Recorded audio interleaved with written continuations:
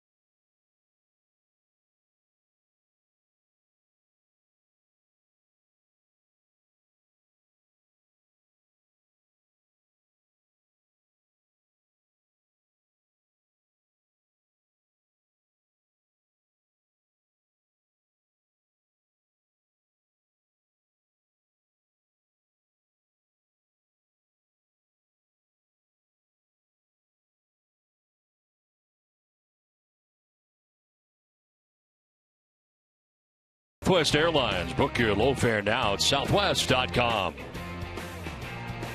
Now the Ted Williams statue outside Fenway Park as we welcome you to Fenway for Game 1 of this 4-game series between the Red Sox and the White Sox. First time the two teams have met in 2015. As it's turned out to be a nice night here at Fenway Park. Tarp was on the field earlier, and there were some ominous clouds and a little bit of rain, but right now blue skies above Fenway, even though the lights are on, and we will be starting on time tonight. And Jerry, pretty good weekend for the Red Sox against the Tigers, especially last night.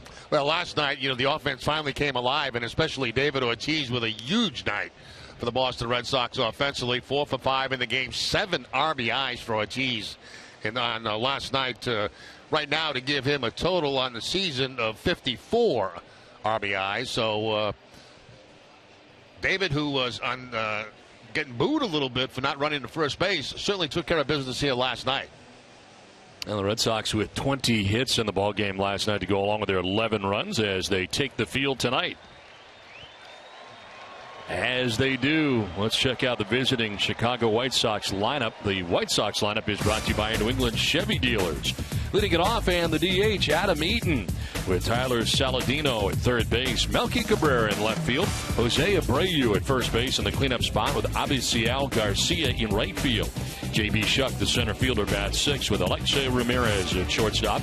Tyler Flowers does the catching, batting 8th, and Carlos Sanchez at second base rounds out the starting 9. The Red Sox starting pitcher presented by your local New England Audi dealers. Joe Kelly on the hill tonight for his 16th start of the year. Comes in at 2-6 with a 5.74 earned run average. He's logged 80 innings, 66 strikeouts along the way, and opponents sitting at 274 against Kelly. Did take a loss last time out against the Astros, going 5 1/3, 6 hits, 4 runs. Ended up striking out 6, and he allowed 3 home runs in that game against the Astros. The Red Sox defense is brought to you by Southwest Airlines, and they are 8th in the American League with 57 errors in 99 games. Pablo Sandoval will be at third base, Xander Bogaerts the shortstop, Jemile Weeks at second, and Mike Napoli the first baseman. Left to right, Hanley Ramirez, Mookie Betts, and Rusney Castillo, and Ryan Hannigan doing the catching for Joe Kelly. Well, tonight's umpires are brought to you by Buick. Experience a new Buick lineup during this year's Sign and Drive. See your local Buick dealer today. Toby Basner has the plate. Doug Eddings at first base with Adrian Johnson at second base and Bill Miller, the crew chief, at third. Where available, this telecast can be heard in Spanish by selecting the SAP button on your television remote. Enjoy the game. Buenas noches, amigos. Well, comfortable conditions here tonight at Fenway Park for the first of this 4-game series between the Red Sox and the White Sox. 78 degrees as we get it started. Breeze right to left at 9 miles per hour. In the forecast, mostly cloudy, but it appears the precipitation is out of here, which is certainly good news. Well, the White Sox in town for the first of 4. Robin Ventura comes in with a 46-50 mark, 4 games under 500. But in the American League Central, that has you 12.5 games back. The Kansas City Royals, who have 59 wins with the Twins and Tigers in between. It has certainly been a disappointing season so far for Chicago. And one of the big problems the White Sox have had all season long is their offense. Although it picked up over the last few games against the Cleveland Indians, they are near the bottom of the league in most offensive categories. Red Sox and White Sox meeting 7 times this year. This is the first meeting of that 7-game season series. Red Sox will go to U.S. Cellular Field for 3 games. Joe Kelly on the first pitch of the ball game, and a swing and a miss for strike 1. We're underway. Adam Eaton leading it off here. Not every day the DH is a leadoff hitter, but that's the case here for the White Sox. And on the grass at third is Pablo Sandoval, but here's a fly ball hit well to left field, back and off the scoreboard. Ricochet gets by Betts, and with good speed, Eaton headed for third base. Throw goes that way, and he's got himself a triple to begin things here in the first inning. That's something you don't see very often. A 3-base hit off the left field wall, but the ball bounced by Mookie Betts after the carom off the wall, and that allows Adam Eaton, who's got very good speed, to get to third base. Both Ramirez and Betts going for the ball. The ball gets by Betts, and once that happens, that's when Eaton starts to think about 3 bases. It's a high fastball right there and takes it off that left field wall. Eaton kind of threw it into another gear as he got around second base, realizing with that play in front of him that he had a chance for a triple. He stands at third for Tyler Saladino. And he lines one into right field. From third comes Adam Eaton. And just like that, the White Sox take a 1-0 lead. Gets all the way down to the corner. And going for 3 is Saladino. He'll get there. Back-to-back triples for the White Sox and a 1-0 Chicago lead. Now, how often do you see that to lead off a game? Back-to-back triples. Eaton, then Saladino, who gets an inside fastball, gets his hands inside the ball and shoots it to the opposite field. You see how far Napoli is off the line. It gets by the stands down there and rolls way past Rusney Castillo. And that's when Saladino starts thinking about 3 bases.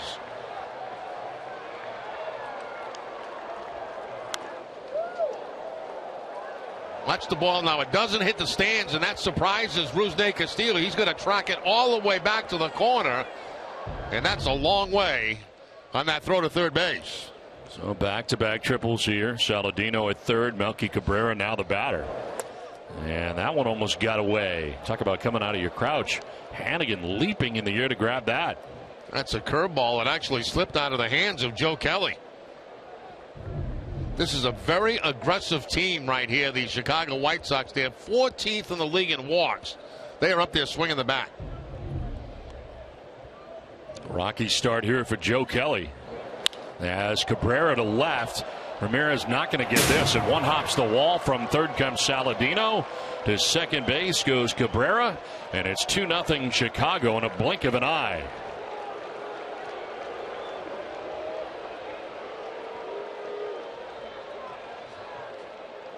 Melky Cabrera staying back on a curveball that time from Joe Kelly. That ball stays up and away. He goes with it, and he finds that gap in left center field. So Cabrera picks up his 46th RBI of the season in a very quick 2-0 lead for Chicago. Here comes Jose Abreu as Joe Kelly has not had a chance to catch his breath yet, and it's 2-0. Now a foul off to the right out of play. Jose Abreu, who has a 6-game hitting streak coming in, hitting at .289, 15 homers and 52 runs batted in.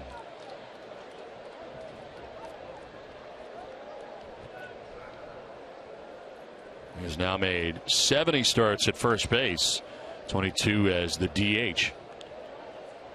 281 batting average when he plays at first, 311 as a DH. And a foul sprayed off to the right and foul, 0-2.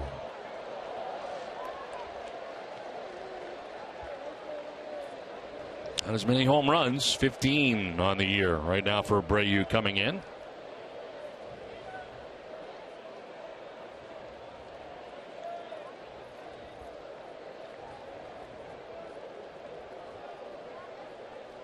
Melky Cabrera at second base. Nobody out here in the inning. Back-to-back triples, a double, and 2 runs for Chicago. Now hit on the hand is Abreu. Joe Kelly on a 95-mile-an-hour fastball. Right now his control is not good. 0-2 pitch too by Kelly, trying to come inside and gets Abreu right off the hand.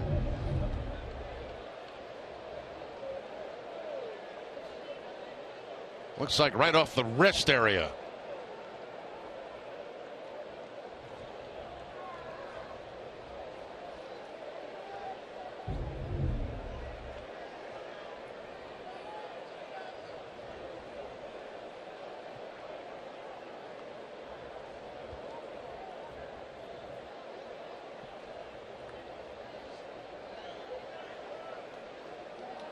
And Robin Ventura, the trainer, working here on Abreu.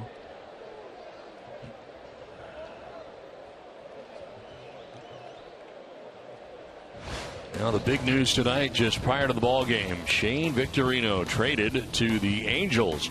Josh Rutledge coming back to the Red Sox, who has parts of 3 major league seasons, hitting at .259 with 19 home runs. Pretty good bat apparently. Defensively has not been as good, but Shane Victorino at 34 years of age in his final year of his 3-year deal with the Red Sox being traded away to the Angels. And Jerry, I guess the trades begin on this week with just a couple of days left for the trading deadline. Yeah, and Victorino, of course, a guy that, you know, some teams are interested in because of his veteran presence. He's been to postseason and certainly making his move out to the Angels as they are probably headed to postseason. Shane Victorino, of course, helping the Red Sox to the World Series in 2013. That was his first year, and was able to pick up his 4th Gold Glove Award as part of that year, and been injured the last 2 seasons, really, in and out of the Red Sox lineup. As you saw John Farrell on the phone, we will see action already in the pen. Kelly facing just his 5th batter of the ball game. Avisail Garcia batting here with runners at first and second. And still nobody out.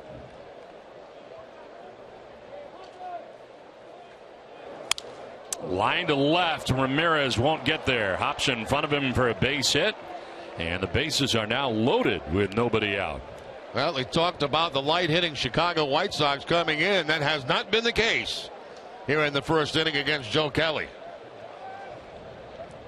Line drive that's going to bounce in front of Hanley Ramirez in left field, and the hit parade continues here in the first inning for the White Sox. Carl Willis headed out here to talk, buy some time. His bullpen moving around right now. Well, Friday afternoon, join TC, Steve Lyons, and Nick Cafardo, as well as Rob Bradford, live on Yawkey Way for the trade deadline show. Don't miss reactions as moves are made or not made. NESN's trade deadline show begins Friday afternoon at 3. So Joe Kelly trying to find his bearings here in the first inning. The action in the pen has just started. That was pitch number 1 of warm-up for Alexi Agondo. Been a while since he has been up in the first inning. Here's J.B. Shuck, center fielder for the White Sox.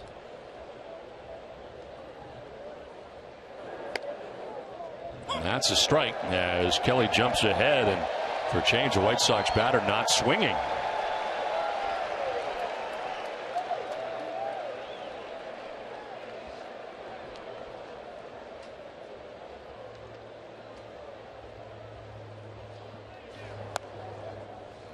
Ball and a strike here to Shuck. Joe Kelly last time out working against the Houston Astros. Ended up going 5 1/3, giving up 4 runs. On a career high 3 home runs in that outing to the Astros. This is grounded back towards Kelly. He will bobble, and everybody will be safe. Another run in. It's 3-0 Chicago.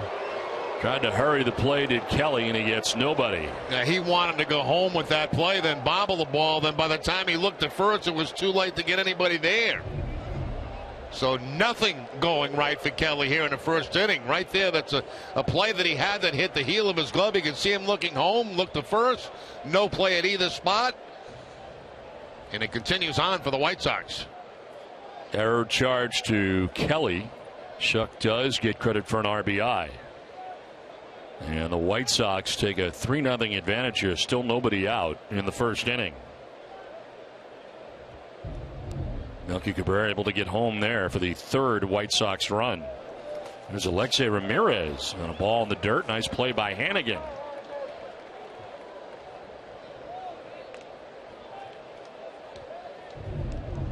Hannigan sliding to his right to block this ball. A slider down in the dirt, and it comes back and hits him in the chest protector. Red Sox desperately need a double play.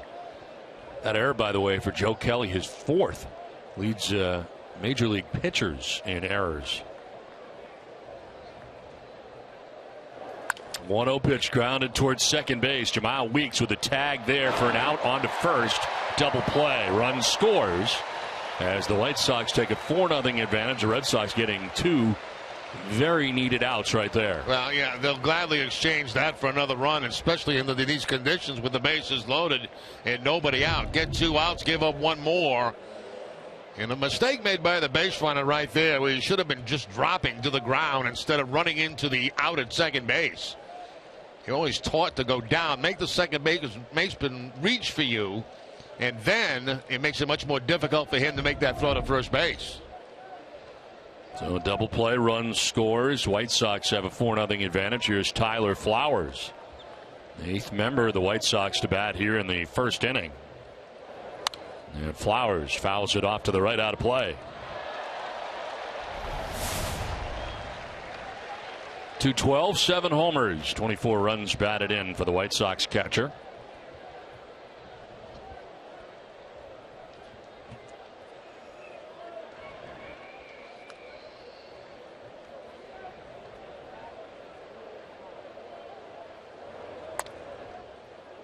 On the outside corner, and it's a ball and a strike now to Flowers.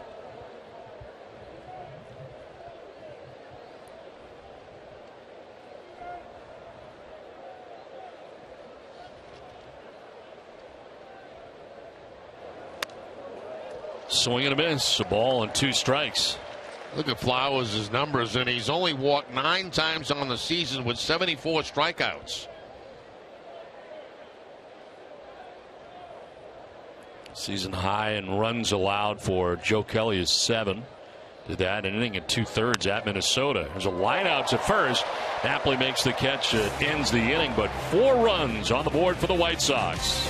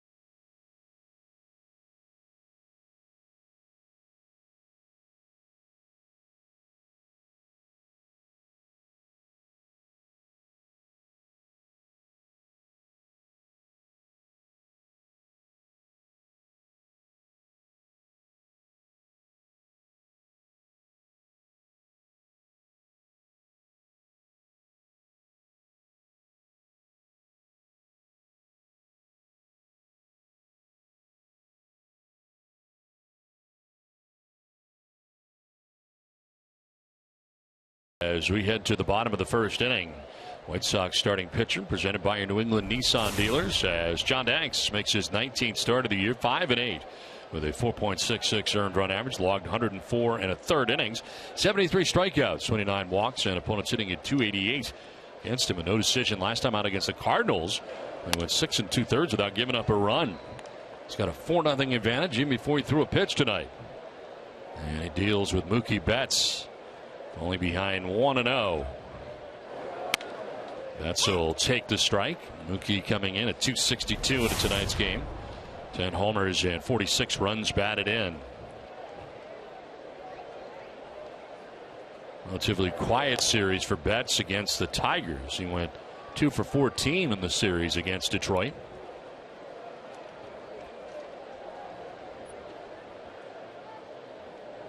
And the big night, of course, last night for David. The 2 home runs, 7 RBIs. There's a strike, 2-2. Offensive explosion last night for Big Papi and the Red Sox. 11 runs, 20 hits last night for Boston. And this is to left center field. On the move is Cabrera, and he won't get there. J.B. Shuck picks it up on a hop, and Mookie Betts on to begin things here in the bottom of the first inning. Let's check out the rest of the Red Sox starting 9. It's brought to you by your Eastern Hyundai dealers. Just saw Mookie Betts with Hanley Ramirez in left field, Xander Bogaerts at shortstop, David Ortiz the DH with Mike Napoli at first base, Pablo Sandoval at third base, Rusney Castillo called up in right field with Ryan Hannigan doing the catching, and Jamal Weeks at second base bats ninth. Now Shane Victorino traded away to the Los Angeles Angels of Anaheim. Just prior to the ball game, played just a total of 33 games for the Red Sox this year due to 2 different stints on the DL, and a total of 26 starts in right as the trade action has begun for the Red Sox. Today it is Victorino going to the Angels and Josh Rutledge coming back the other way from Anaheim. Infielder by trade. No one here to Hanley Ramirez, moving up in the order and hitting in the 2 spot with his new look lineup that was just put together prior to the ball game after the trade for Shane Victorino going to the Angels. Ramirez had been batting in the original lineup today in the 5th spot, but moved up to 2. With Xander Bogaerts still batting third.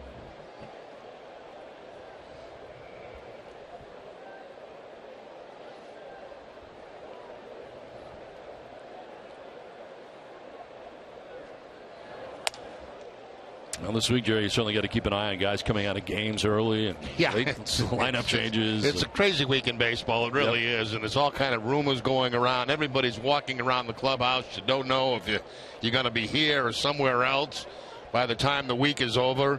And you're right. We've seen that. Guys come out of games in the middle of games because they've been traded. Throw to first base and back awkwardly was Betts. Slipped right off the bag on that attempt, but appears to be okay. Danks is no stranger to the Red Sox. 12 career appearances against Boston. As we look at Mookie Betts going back to the first base bag, a little bit of a slip. It looks like everything's okay for Betts.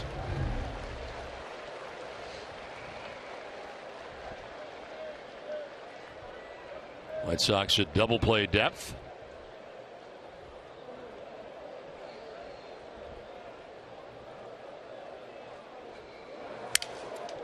There's a little bloop out towards short. Alexei Ramirez has to charge and has only 1 play. Gets Ramirez at first base for the first out of the inning. Betts takes second. The White Sox defense is brought to you by DraftKings, and they are 12th in the American League with 60 errors in 96 games.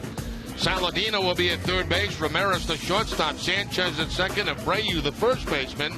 In the outfield, Cabrera, Shuck, and Garcia. And Flowers doing the catching for Danks. 1 out runner at second base, and it brings up Xander Bogaerts. Xander at 317, 3 homers and 47 runs batted in, batting with 1 out of Mookie Betts at second base.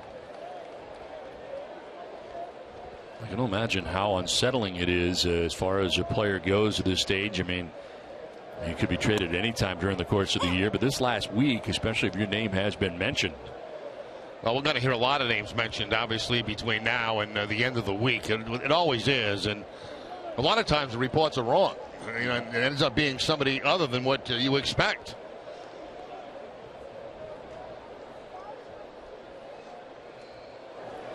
Bogaerts lunges after that pitch. Tonight's key matchup brought to you by Honda. Start something special with a great deal on a Honda. Xander Bogaerts this year against left-handed pitching at .379. That is third highest in the American League entering tonight. And dealing with the lefty John Danks. Down 0-2 right now.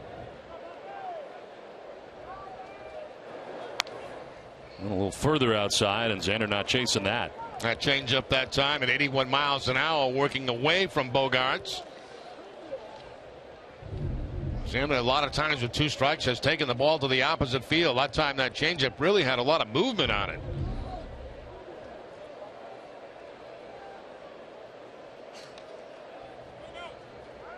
Well, Danks has been very good in July, 2-0, with a 2.25 earned run average and 4 starts in the month of July.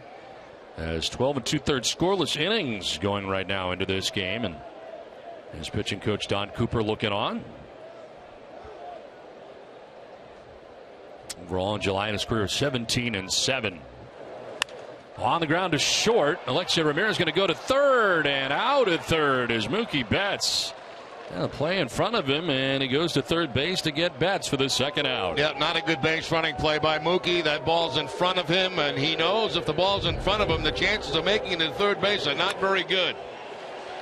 And Alexei Ramirez may be able to make that play, quickly turn and throw to third, and get Mookie Betts at third base. So a base running blunder by Mookie Betts here in the first inning. So 2 down. Bogaerts at first base. Into the shift go the White Sox. With David Ortiz batting for the first time tonight. The 2 home runs last night and now has 19 on the year. 7 RBIs propels him to 54 on the year. And David will take ball 1 a little bit low.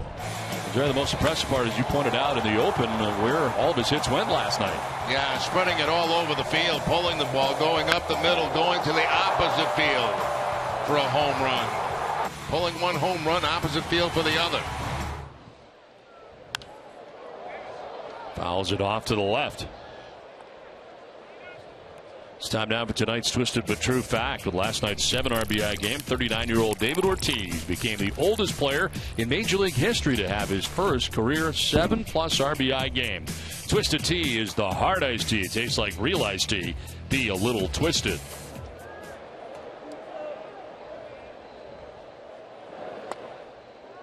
As deep as you will see a second baseman is where Carlos Sanchez is right now on David Ortiz. This is a long throw where he is in right field. Now, he better have a very good arm to make that throw from second base to first base. I'd probably bounce it 3 times on a way over to first base from there. Ortiz going to go to center instead. J.B. Shuck going back. Shuck looking up, and that ball is gone. Big Papi doing it again after 2 last night. Homers in his first at bat tonight. It's a 2-run shot. And the Red Sox get 2 back here in the bottom of the first inning. Big Papi feeling it right now. That's his 20th of the year. And again, not trying to pull that left-hander, going with the pitch. You'll see the location of this fastball. It's going to be out over the plate, and Ortiz not trying to pull it. Takes it right back up the middle for the home run to straightaway center field. That is his 3rd career home run against Danks.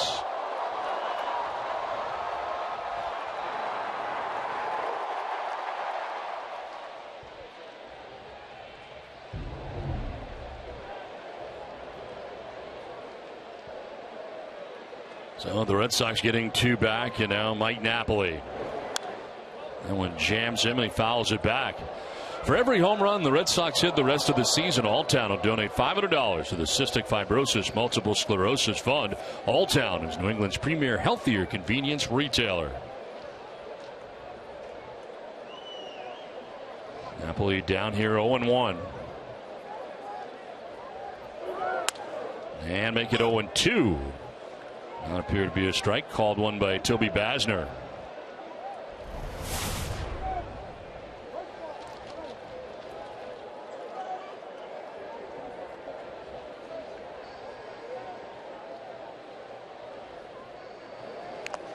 Swinging a foul tip, staying alive. Off the glove there of Tyler Flowers. And David with 486 home runs now, 29th all time.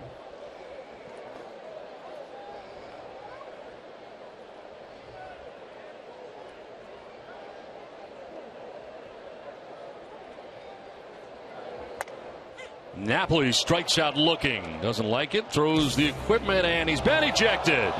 His helmet hit the umpire, Toby Basner. And Napoli has a very quick ejection on his hands right there. John Farrell out to argue that. And the helmet did hit Basner, make contact with him in the foot, as he explains to John Farrell. And that's the night for Napoli, who I think disliked strike 2 more than he disliked strike 3. White Sox have a 4-2 lead.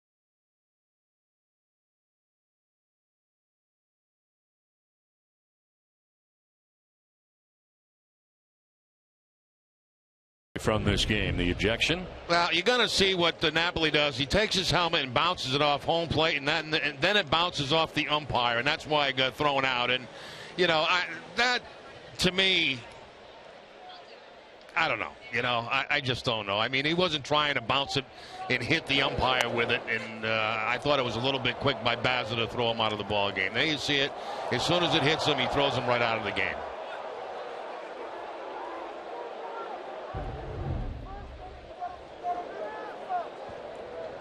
Now Carlos Sanchez, the lead it off here, second baseman for the White Sox here in the second inning. Joe Kelly trying to find his bearings and misses low for ball 1. In at first now, in place of Mike Napoli, is Daniel Nava.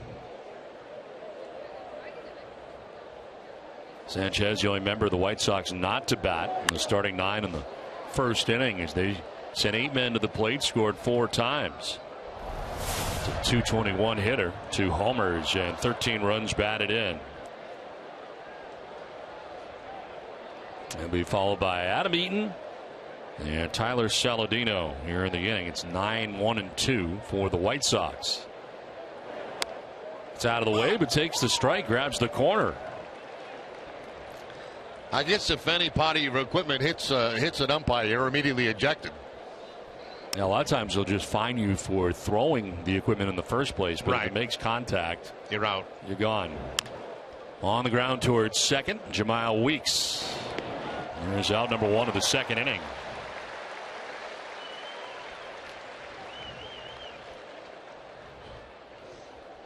Now, Adam Eaton coming up. He was part of an explosive beginning for the White Sox tonight.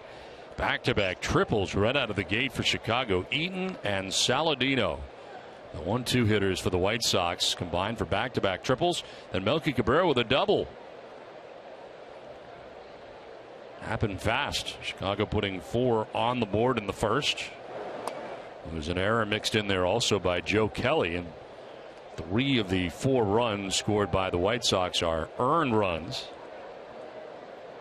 Going to go back to the 2011 Tigers to find the last back-to-back triples to begin a game. It was Austin Jackson and Brennan Bosch. Back-to-back triples followed by a double after that.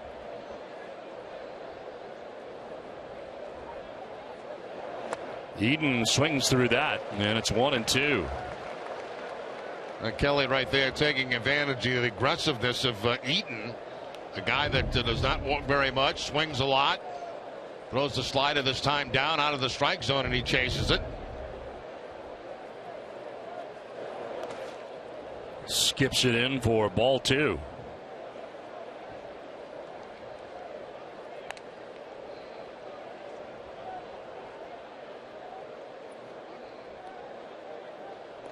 Joe Kelly trying to settle into this outing and give the Red Sox some innings. We saw Alexia Gondo up in the first inning in the pen. There's a foul off to the left out of play. Well, tomorrow at 5:30, don't miss Red Sox first pitch presented by Joseph Abboud, available at Men's Warehouse. TC and Wake will preview the number retirement ceremony for Pedro Martinez. The 2-2 pitch. Eaton fouls it back.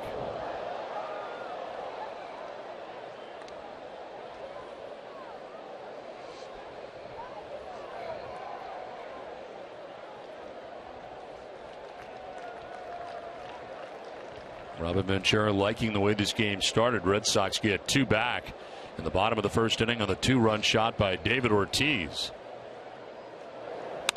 Strike 3 call. That one getting the corner at 95. First strikeout of the night for Joe Kelly. Let's go back to Mike Napoli's at bat and see why he was upset. It was a pitch earlier in the bat that was called a strike. He fouls off the first pitch that's up and in, and then this fastball here called a strike. That was clearly inside. That's the one that had him upset. He chases the changeup down and away. Then he comes back with a strike, and Napoli not happy about it. Bounces the helmet. It hits the umpire, and that's why he was ejected. I think he's more upset about a couple of pitches before that than he was the final pitch. There's Tyler Saladino. Takes a pitch up high, just out of the strike zone. As I mentioned, he tripled, drove in a run, and picked up his 6th RBI.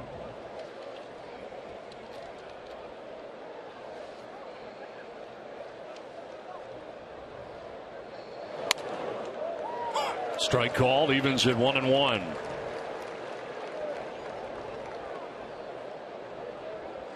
Saladino now starting 14 games since being called up from AAA Charlotte on July the 10th. Mostly at third base, but a few at shortstop also. So it's safely 9 of 12 games.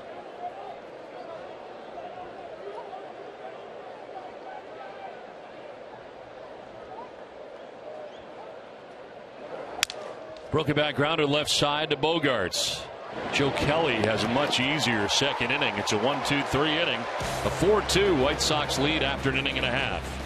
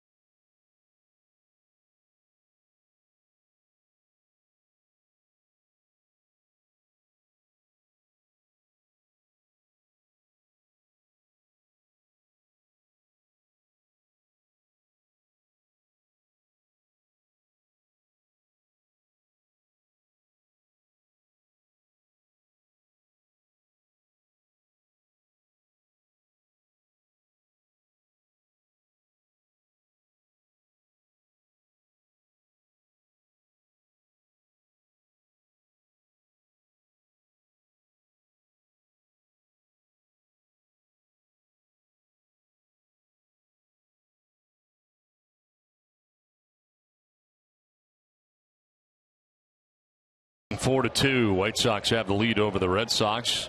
John Danks back to the mound as Pablo Sandoval leads it off here in the second inning.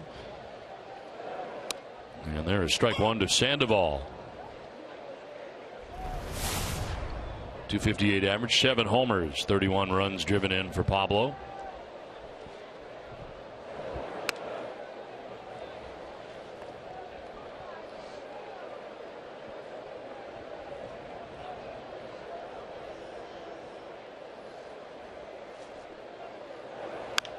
In the air, foul down the left field line, out of play.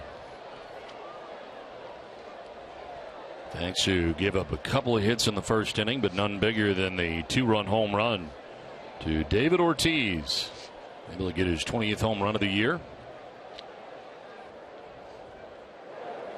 On the ground, kind of fights that one off to third. Saladino gets it there in time to get Sandoval on the first out of the second inning.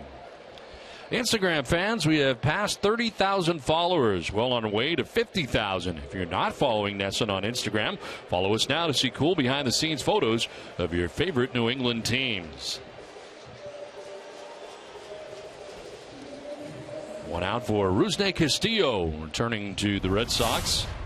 Hitting a .230 with a home run, 6 runs batted in for Rusney.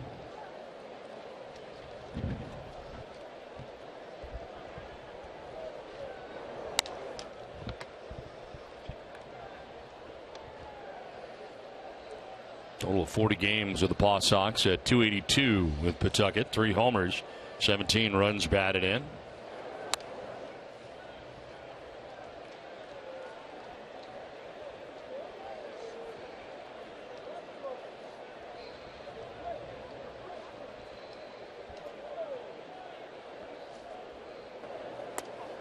Danks falling behind now, 3-0.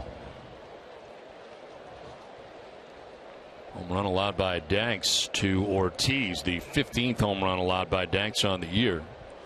Leads the staff in that category. Not one you want to lead the staff in.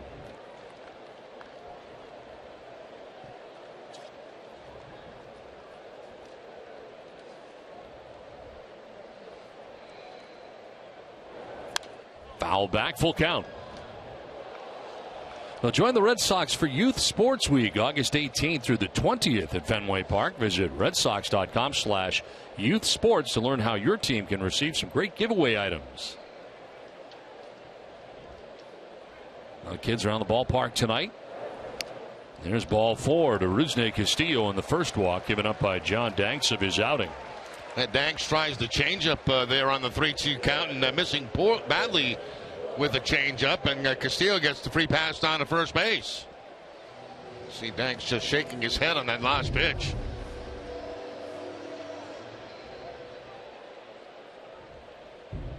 So one out base runner here for Ryan Hannigan, batting out of the 8th spot for the Red Sox at .221 with a home run, 9 runs batted in.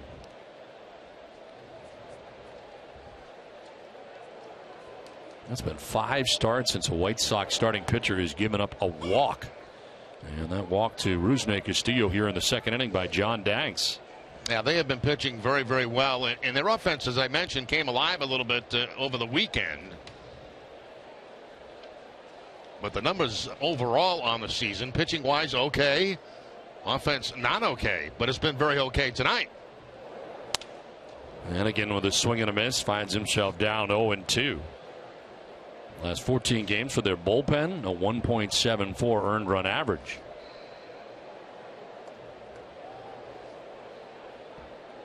Allowed just 2 earned runs. Last 17 innings pitched as a pen. This is to left, and Cabrera leaps, can't get it. Off the scoreboard, it kicks to J.B. Shuck.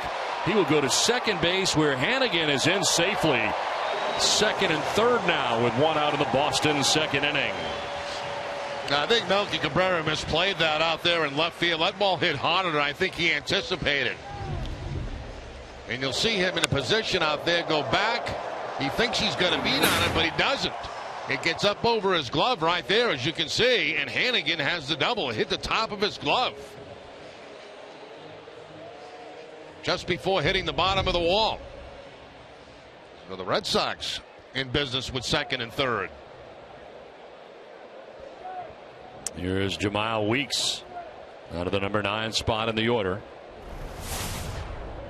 Came into last night's game to replace Brock Holt, leaving with a knee injury, and Brock day to day as Weeks takes strike 1. It's a lot of Jemile Weeks during spring training. John Farrell said he'd like to stay away from Brock Holt one more night, perhaps back tomorrow. That didn't look pretty last night when he was rounding first base. Apparently better today. So Weeks making his season debut last night, and now has a bounding ball back up the middle. Sanchez will go to first for the out. Run will score. In from third base comes Rusney Castillo, and it's a 1-run game. It's now 4-3.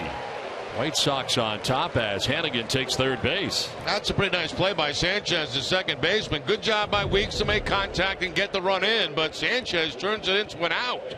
The jump throw to first base with plenty on it to get Jemile Weeks, who runs very well.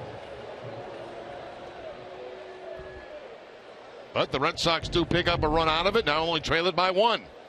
With as bad as the first inning was, the Red Sox now just trailed by a run with a tying run 90 feet away. And Mookie Betts here batting with 2 outs. Made a base running mistake in the first inning. So he'd been thrown out at third base. Did single in the first. As one of 3 Red Sox hits in the game tonight.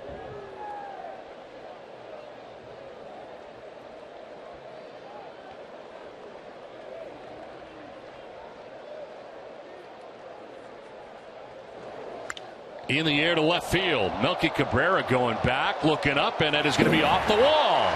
From third, Hannigan scores. Betts to second with an RBI double. Red Sox have tied the score 4-4.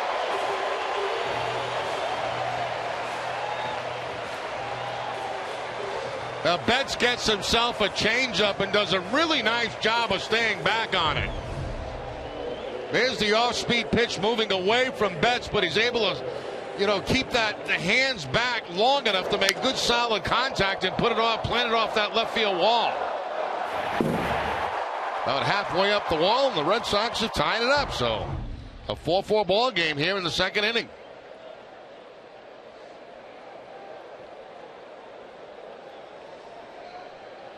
Now Hanley Ramirez grounded out to shortstop in the first inning, getting his second look tonight at Danks. Misses outside with ball 1. Hanley scoring 3 runs last night in the victory against the Tigers.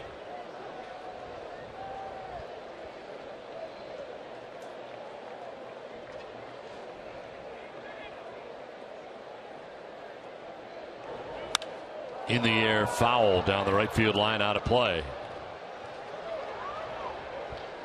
Just one Nexium 24-hour-a-day gives you all-day, all-night protection from frequent heartburn. Go to Nexium24hour.com for savings and pick up a Nexium 24-hour at your local Stop and Shop.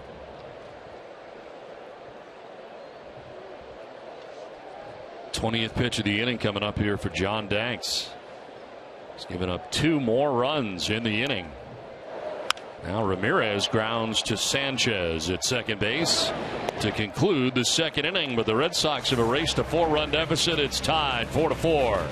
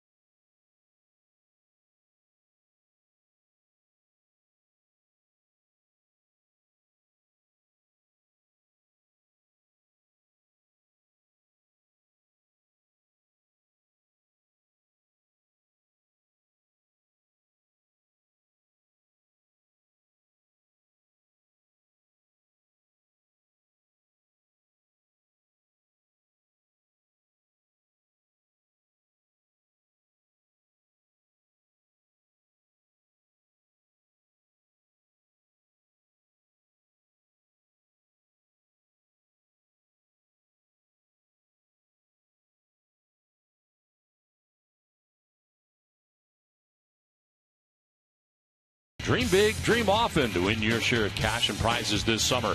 Foxwoods, the official casino and resort of the Boston Red Sox. Visit foxwoods.com to learn more. Game tied 4-4. Clean slate now for Joe Kelly. After giving up four first-inning runs, had a 1-2-3 second. And now Melky Cabrera stands in and takes the strike. Cabrera with an RBI double as part of that 4-run first inning for the White Sox.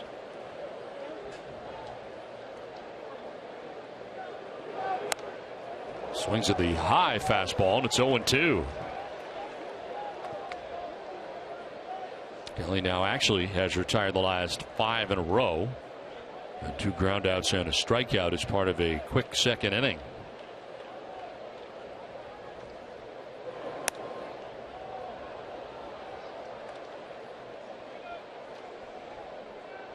Six-game hitting streak. Now with that double last time up for Melky Cabrera. 11 for his last 22. That'll bounce in to even the count at 2-2. Now well-traveled Melky Cabrera. We started with the Yankees. Time in Atlanta, Kansas City, San Francisco. Back-to-back years with the Blue Jays, and now in his first year with the White Sox. Fouls it off, out of play.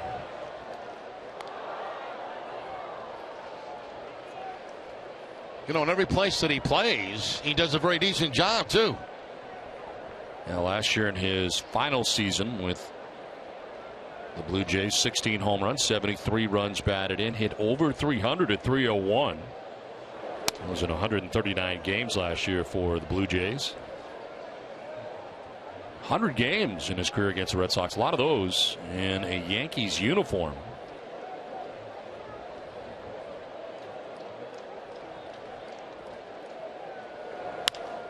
Line to left, and that's going to get in. Quickly by Ramirez off the wall. Cabrera headed for second base. Throw going there, and he will be safe at second base. Eluded the tag, slid to the outfield side, sprawling away from Jamal Weeks, and gets in for a double. Now that's the advantage you have going to second base. When the ball's in left field, you can see what direction the throw is going to be on, and it's going to be on the right field side of second base, so you can see where Cabrera slides. He slides to the shortstop side of second base, and by the time Weeks comes around, he can't quite get him. He almost comes off the bag, but is able to keep in contact with it for the most part as he reaches back. So Cabrera with the leadoff double here in the third inning. Second double of the night for Cabrera. And here's Jose Abreu.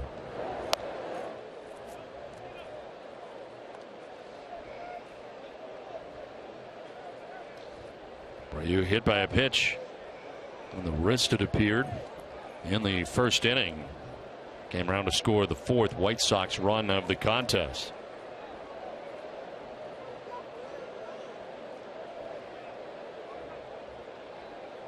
Of course, Rookie of the Year last year in the American League.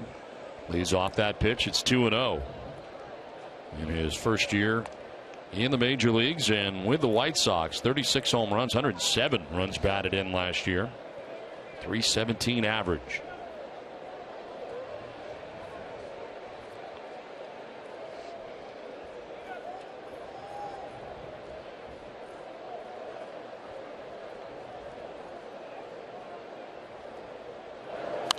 Fouled off to the right.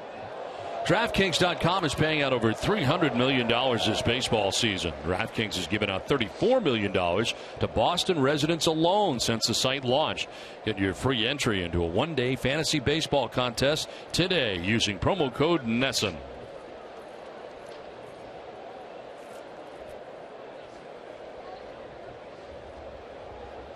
Two balls and a strike to Jose Abreu with Cabrera at second base.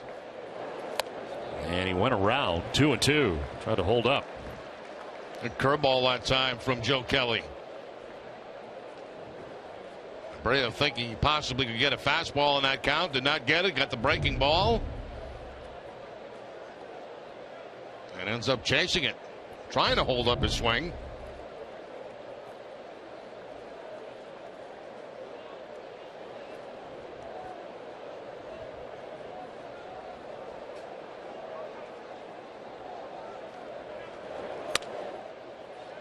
Full count now.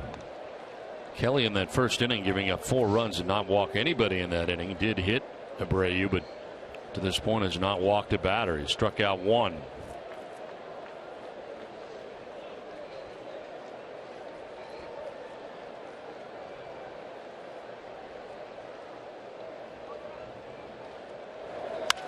Line to right center. It's in for a base hit.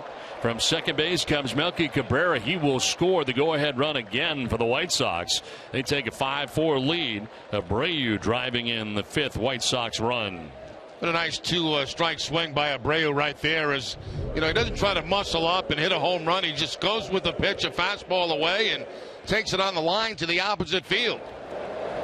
So with that base hit and RBI, Abreu picks up his 53rd RBI of the season. And the White Sox grab the lead back. Now get a 7-game hitting streak at .360 during the 7-gamer.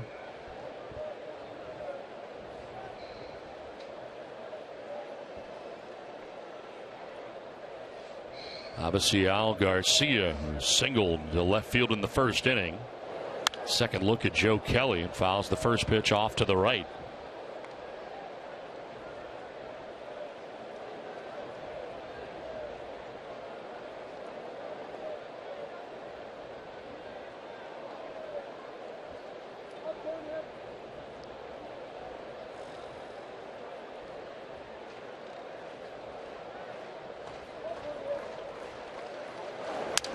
Inside out swing and another foul off to the right out of play. Yeah, that fastball there jammed him. 2-seam fastball going back inside on Garcia. There's the 2-seamer that's going to jam Garcia, break the bat, and go out of play.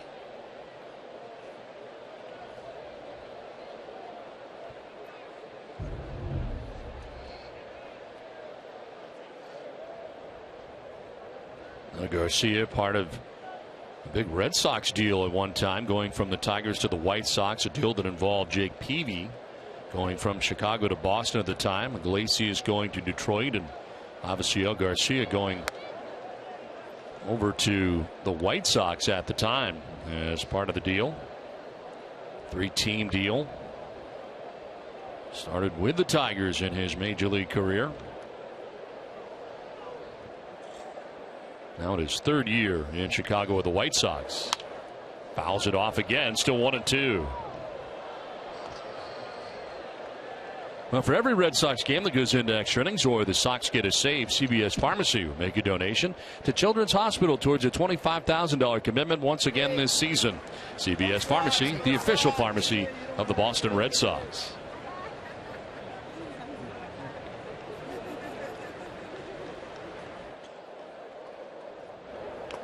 In the dirt, Hannigan again to his right to block that. No advance for Abreu at first base.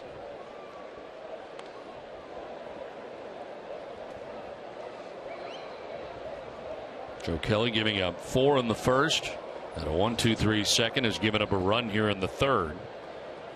Red Sox had a Gondo warming in the first. Nobody currently warming in the Red Sox pen.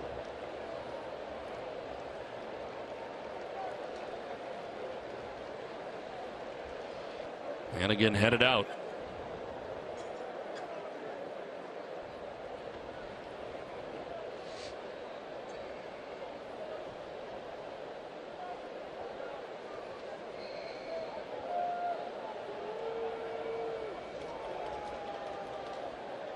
Long conversation. They have come to terms with what they're going to do here with Garcia. Still nobody out in the top of the 3rd inning.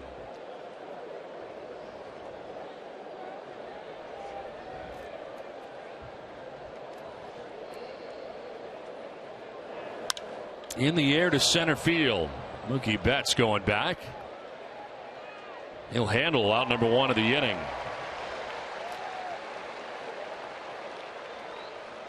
So 1 out, 1 on, a run in. And J.B. Shuck coming up here for the White Sox. And Mookie Betts wasting no time getting that ball in because Abreu was back tagging at first base. And that's really for the other outfielders to let Mookie know that. And he quickly got that ball back in, and obviously no place for Abreu to go. And right now telling his infielders he needs help on fly balls because it is dusk. 20th pitch of the inning coming up here for Joe Kelly. J.B. Shuck, the batter.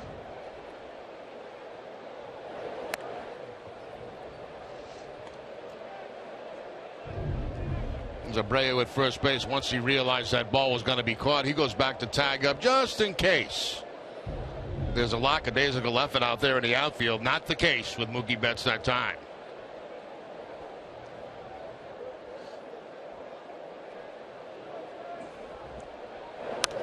Snap throw to first, and Abreu able to get back, diving in safely. Nava applies the tag, but it's late. Hannigan trying to use that runner as the batter as a shield with left-handed hitting J.B. Shuck in there right now. Throwing behind the left-handed hitter. We see catchers do that a lot, and from his knees trying to pick off Abreu at first base.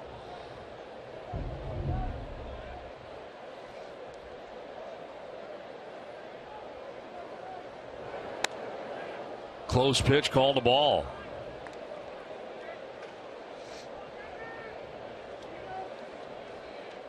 Shuck got on the Joe Kelly error in the first inning and erased on a 4-3 double play. Did pick up an RBI though, reaching on the error.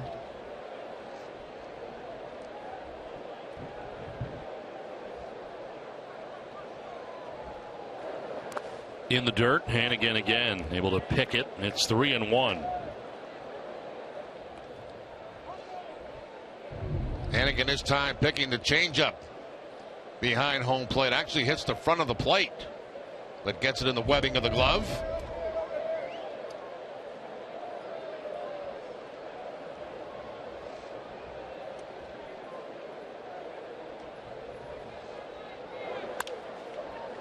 Popped up left side, sending Bogarts backpedaling to the outfield lawn. Handles out number 2.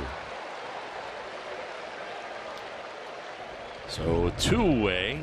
It is time now for the Geico Red Sox moment all season long. Geico will highlight the 1975 Red Sox in honor of their 40th anniversary. In their 100th game of the 75 season, the Red Sox shut out the Yankees in New York 6-0. Jim Rice went 4 for 5 with a double and 2 RBIs.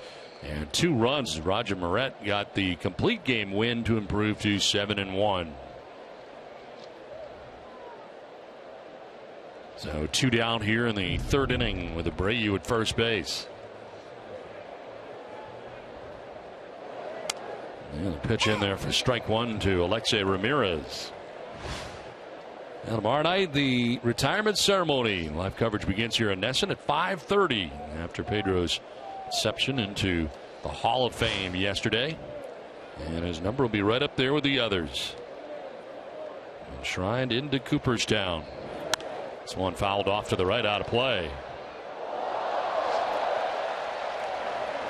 I was thinking about something yesterday as I was flipping back and forth between the Hall of Fame ceremonies, and I want your opinion on this, Don. Yep. It's just something I thought of.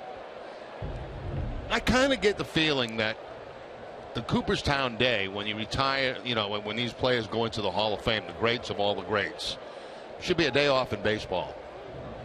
Everyone should and I think check it out. I really believe that. You know, I think that the current players don't get an opportunity to see it because they're playing. Mm-hmm. And I think that the event could be a lot larger than what it is. It's a great event. Don't get me wrong. I don't mean to slight it in any way.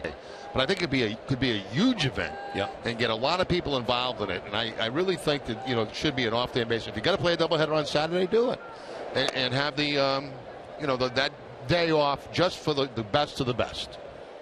Well, it was a great ceremony. There's no doubt about that. It was. And it was great to hear from Pedro. We will hear from Pedro here tomorrow night. It'll be great for him to come here and celebrate that with Red Sox Nation. He'll be joining us in the booth as well tomorrow night, as he has so many times before, but now he'll do so as a Hall of Famer here tomorrow night at Fenway Park. Going to be very special as this pitch in the dirt outside.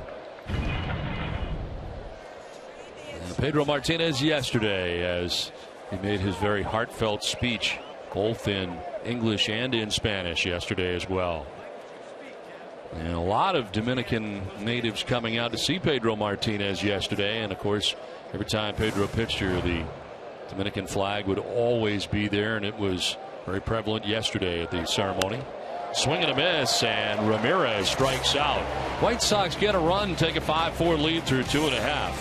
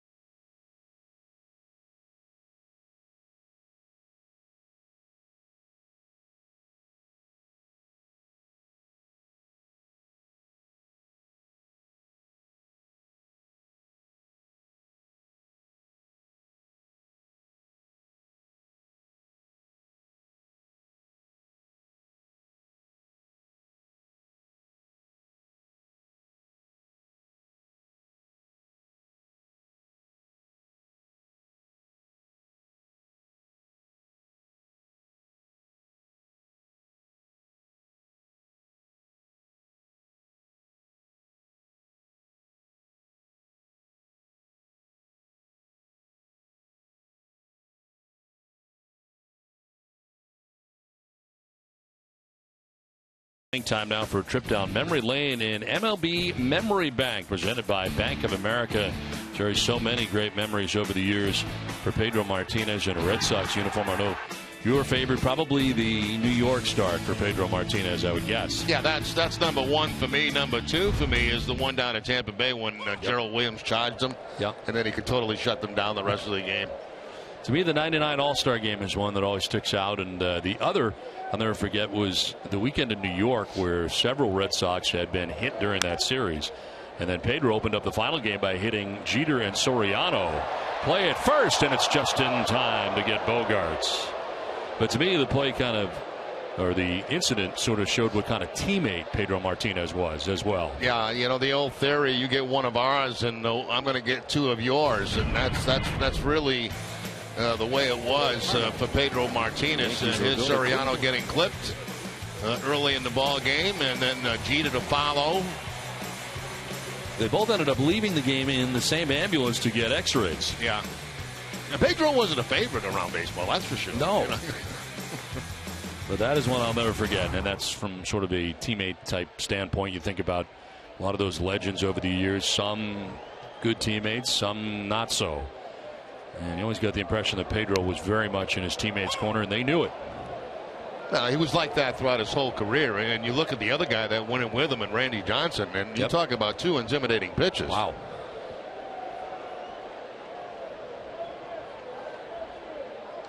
Now Big Papi batting here with one down in the inning, and a ground ball to first base. Abreu will take it himself, and two quick outs here for Danks in the third inning.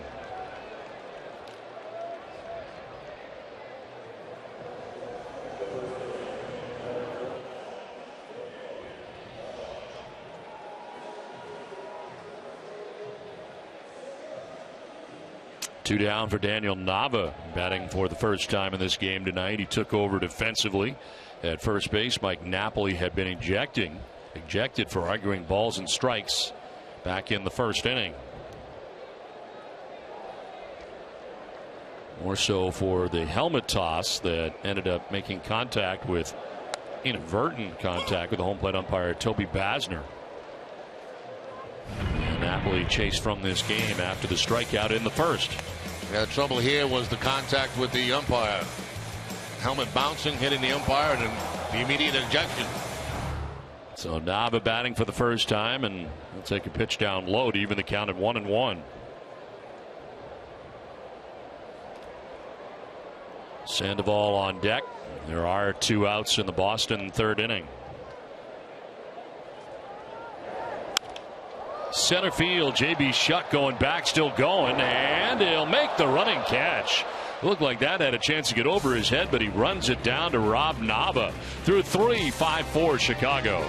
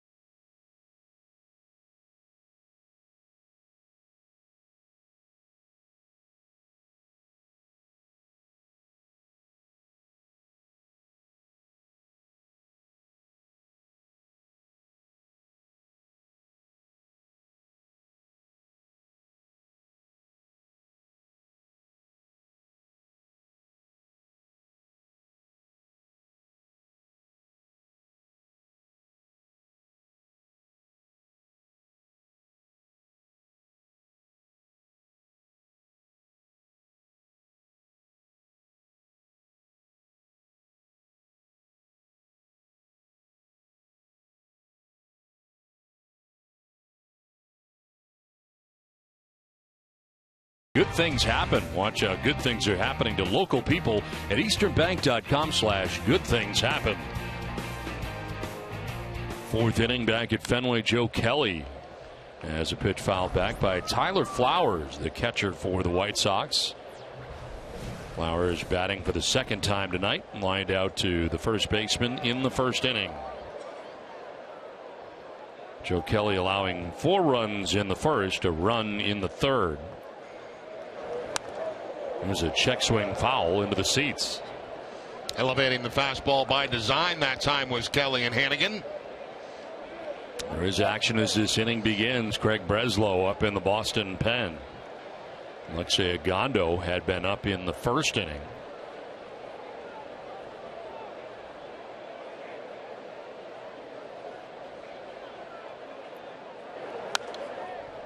Still 0-2.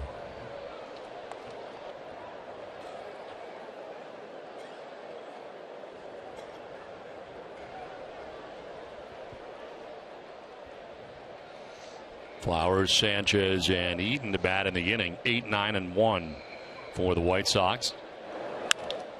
One hopper to short. Kind of changed directions on Bogaerts, but he makes a nice play and a good adjustment for the first out of the top of the fourth inning.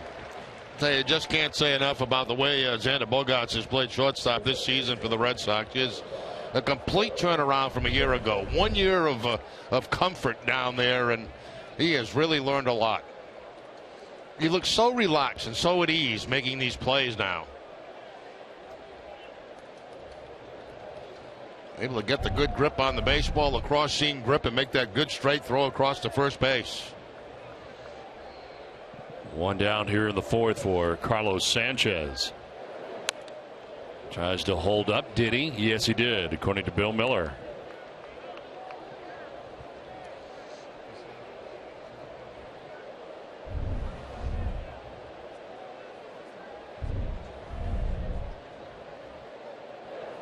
We talk about Bogaerts and his defense, third highest fielding percentage among American League shortstops, behind J.J. Hardy and Asdrubal Cabrera in that category. And Brian Butterfield deserves a lot of credit working with Xander Bogaerts over the last year plus. Now that's what makes it all worthwhile for a coach, when we put the time in and the student gets it, and works at it. And that certainly has been the case with Bogaerts. I mean, he's had a lot on his plate for the last couple of years, especially in his rookie year, especially this spring. A lot was presented to him about playing shortstop, and he has really settled in to that position very, very well. Sanchez lines it into center field. One out base hit here for Carlos Sanchez. White Sox have had a runner in every inning but the second, and here comes John Farrell. Short leash here for Joe Kelly in the inning. After the trouble in the first and the third, gives up a base hit, and it looks like that'll be the night for Joe Kelly. So off the mound he goes. Pitching change from Fenway. Craig Breslow will be coming in at 5-4 Chicago.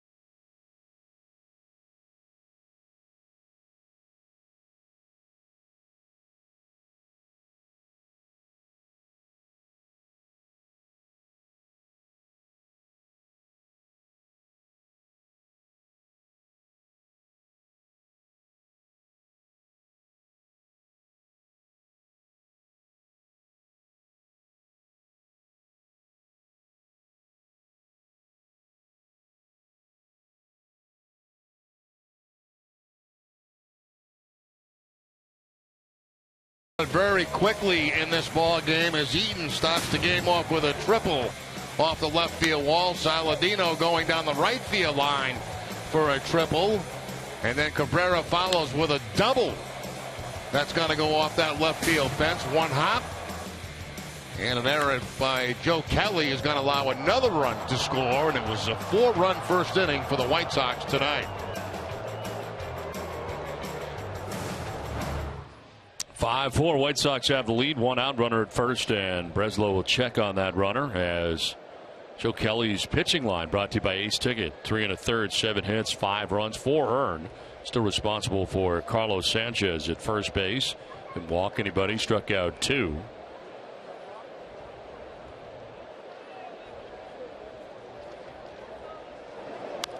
Foul back. It's called to the bullpen. It is brought to you by Kia as the veteran lefty Craig Breslow comes into the game for a scoreless 9th inning Saturday against the Tigers. 31st appearance tonight. 0-1, 3.75 ERA, 26 strikeouts.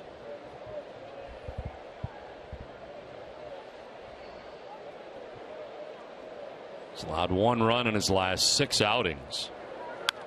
And a fly ball to left center as Mookie Betts on the run, and Mookie runs it down on the warning track to pick that up before it hits the dirt. Great play by Betts. It's the second out of the inning. I mean, Mookie Betts makes that play in almost left field. He was shading him in that direction, and what a great jump by Mookie Betts. He's got a long way to run to make that play. That's the Toyota play of the game right there.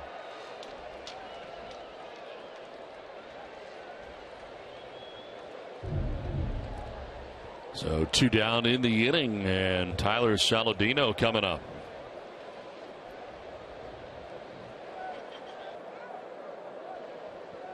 Saladino triple and scored in the first, grounded out to short in the second. Sanchez back to the bag at first, held on over there by Daniel Nava.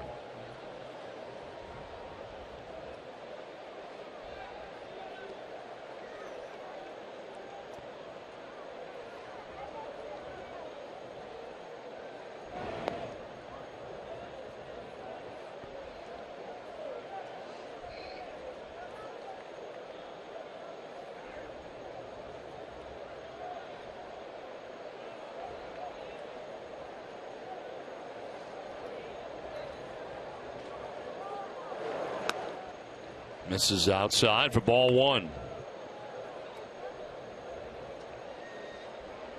So Breslow getting a little help defensively from Mookie Betts in center field, more than a little. Good running catch out there by Betts. Keeps Sanchez at first. And a 1-0 coming to Saladino. On the ground by the mound towards Jamal Weeks. He will go to first for the out. That ends the inning. White Sox leave a base runner. Take a 5-4 lead to the bottom of the 4th inning.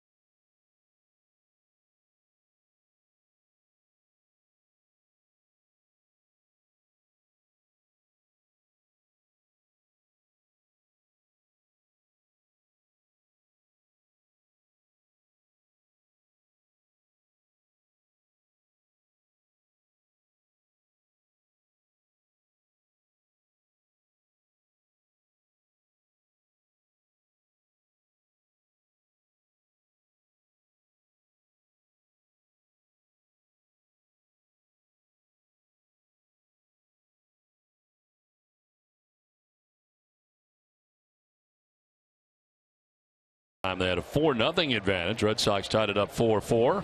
Red Sox pull ahead with a run on the top of the third, 5-4, and here come the Red Sox in the bottom of the 4th inning as it'll be Sandoval to lead it off. Rusney Castillo, Ryan Hannigan face John Danks working into the 4th, fresh off his best inning of his outing. And a 1-2-3 3rd inning against Boston. Sandoval on the ground off the bag. Abreu's got it. Danks covers for the out. Nice play. Off the bag, you never know. And that time Abreu able to make the catch, but credit Danks for getting over there. Yeah, once that ball hit the first base bag, I thought for sure it was going to be a base hit, but very quick reactions by Abreu as he tracked the ball, get himself in position to make a throw to first base. And the overhand throw to Danks is doing his job by covering the bag. Well, the umpire's ducking out of the way. Everybody's ducking. And they get the out at first base on Sandoval. Yeah, Doug Eddings had to get out of the way of the first base umpire. He did so successfully. And with one out, brings up Rusney Castillo. 50th pitch for Danks will bounce in. Rusney walked and scored in the second inning.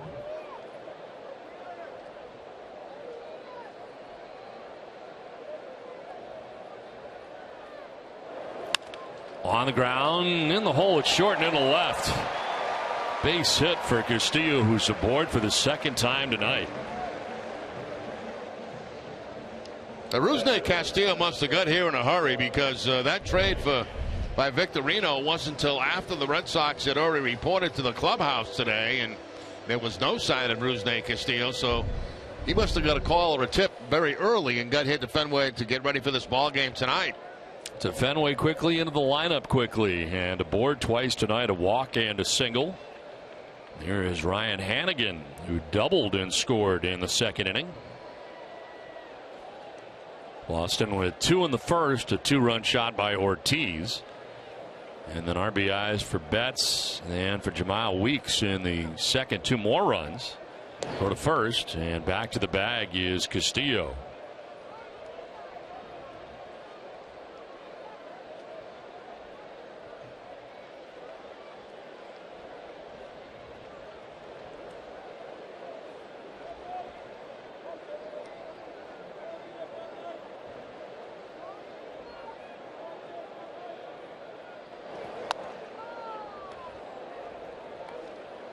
One play the Red Sox used quite a bit with Hannigan is the hit and run play. Banks thought he had a strike on that pitch, but it was not called a strike.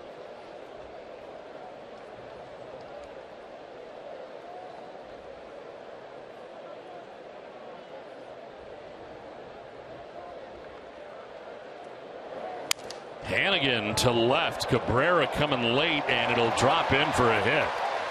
Sounded like a broken bat, and it may have fooled Cabrera. He kind of froze out there initially, and the Red Sox have 2 on. Yeah, I think it fooled Cabrera, the fact that the bat broke on contact, so a double and a single in this game. You can see the ball getting to about where the label of the bat is, and it sounded like a broken bat as it drops in front of Cabrera. All of a sudden, 2 on, 1 out. Number 9 man Jamal Weeks coming up. John Farrell talking about Weeks in his 2 at-bats last night. Liked both at-bats that he saw last night. Felt it was kind of an extension to what he saw in spring training, as he was successful during the spring, getting a lot of action with the Red Sox during the spring. But last night, his first action at the major league level this year.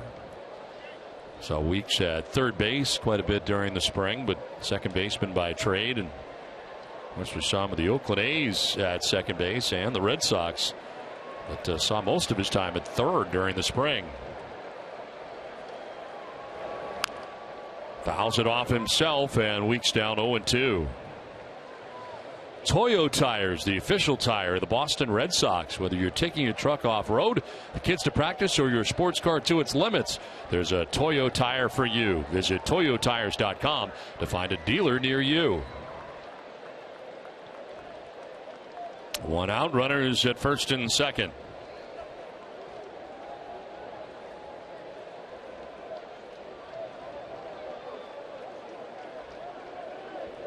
Thanks, bluffing off the backside, still 0-2.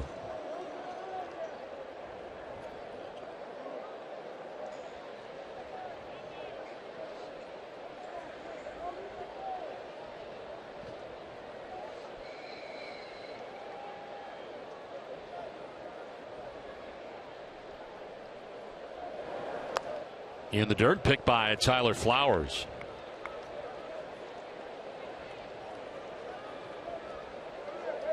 Red Sox now with 6 hits in the game as the top of their order, and Mookie Betts waits on deck.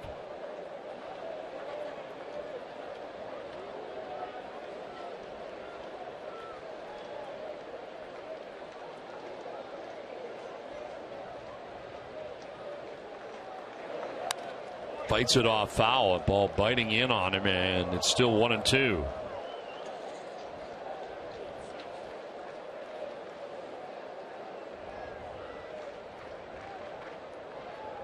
appearance last night for Weeks in the game, his first major league appearance since September of last year with the Red Sox against the Yankees.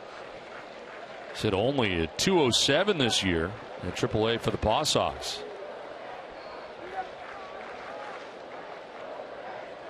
1-2 pitch. Back off Danks, kicks out towards short, and everybody's going to be safe. It'll be a base hit for Weeks on a hot shot right back off the White Sox pitcher, and the bases are loaded. It's hard to do, but if he lets that ball go, it may be a double play to end the inning. You can see where Alexi Ramirez is in a good position to make that play, but it's just a normal reaction by the pitcher to go down and try to feel that ball.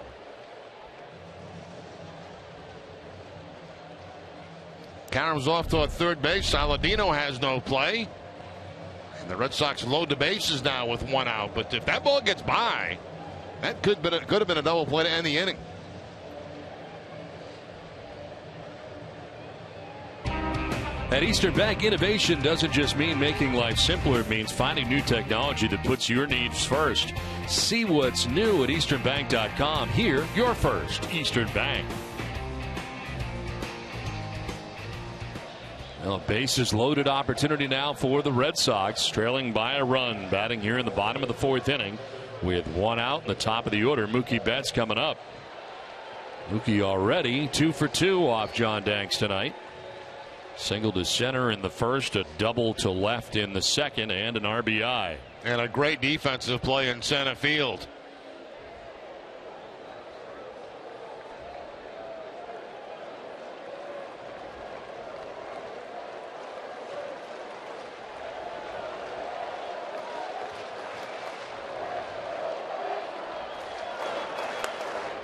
Strike one on the outside corner. That catch we're talking about, look where Betts is playing, and the ball slicing away from him. He's at full speed, and he's in left field when he makes that catch on the warning track. Dribbler foul has him down 0-2. Curveball followed by a changeup to Mookie Betts. 2 off-speed pitches with the bases loaded. That was a grand slam in his young career, 2 for 6. The bases loaded. Castillo at third, Hannigan at second, Weeks at first. Danks holding on to a 1-run lead right now. In the dirt for ball one. John Danks pitching line brought to you by your Eastern Lexus dealers. 3 1/3, 7 hits, 4 runs. Walk and a K for Danks. Next pitch will be the 62nd of the night. Former Red Sox right-hander Matt Albers up in the pen. On the ground left side, Ramirez runs it down, run scores, throw to third. Not going to be in time, and the game is tied again, 5-5.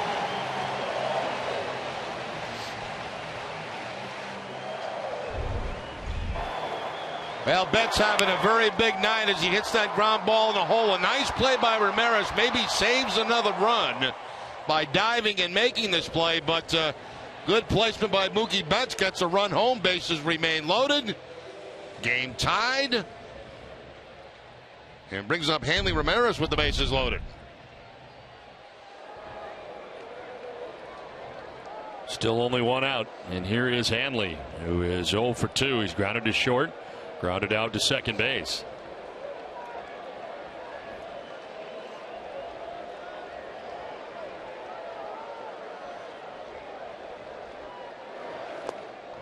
Badly fooled for strike one. Hanley fooled on a changeup on the first pitch.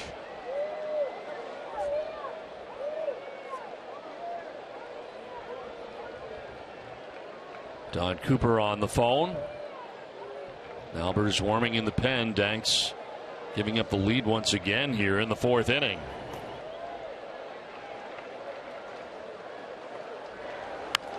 On the ground towards third base. Saladino bobbles. Run scores. Everybody's safe. Red Sox have a 6-5 lead.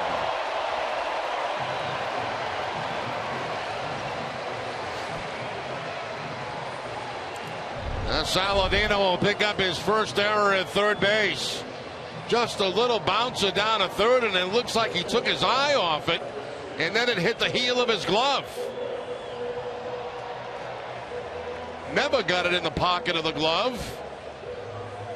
See right there, his head coming up. I don't know if he's looking at the runner or looking at second base.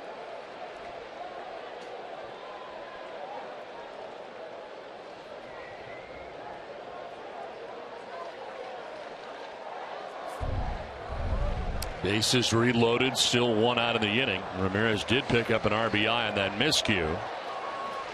Red Sox have taken the lead. Now Bogaerts.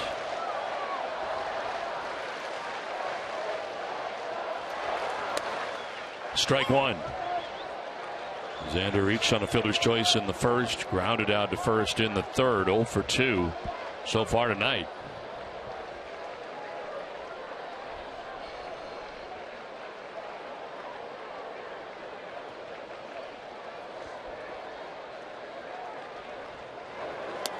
Swing and a miss. 0-2. Bogaerts chases.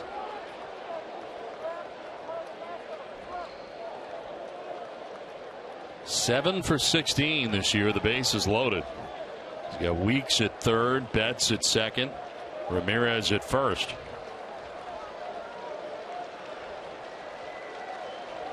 Ortiz on deck. Bogaerts fights that pitch, biting in on him, foul. And Danks got it right where they wanted it to. They wanted to go up and in against Bogaerts on the 0-2 count. That's exactly where they get it and almost jam him.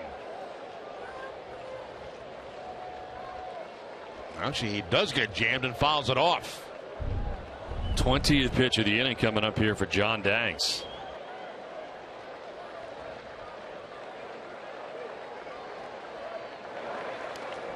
In the dirt, gathered by Flowers.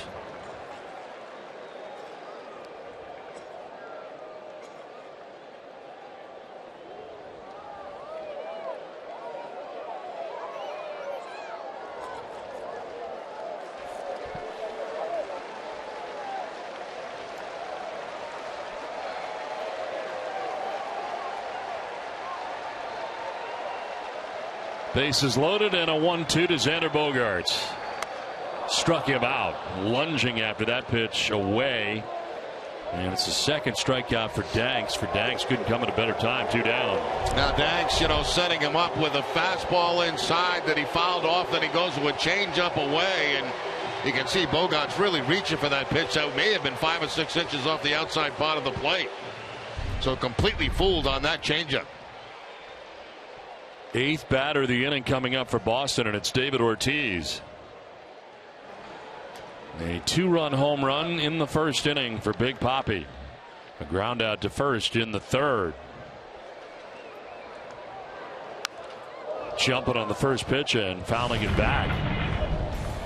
After 2 of them last night, home run in the first inning. Center fielder's 20th of the year.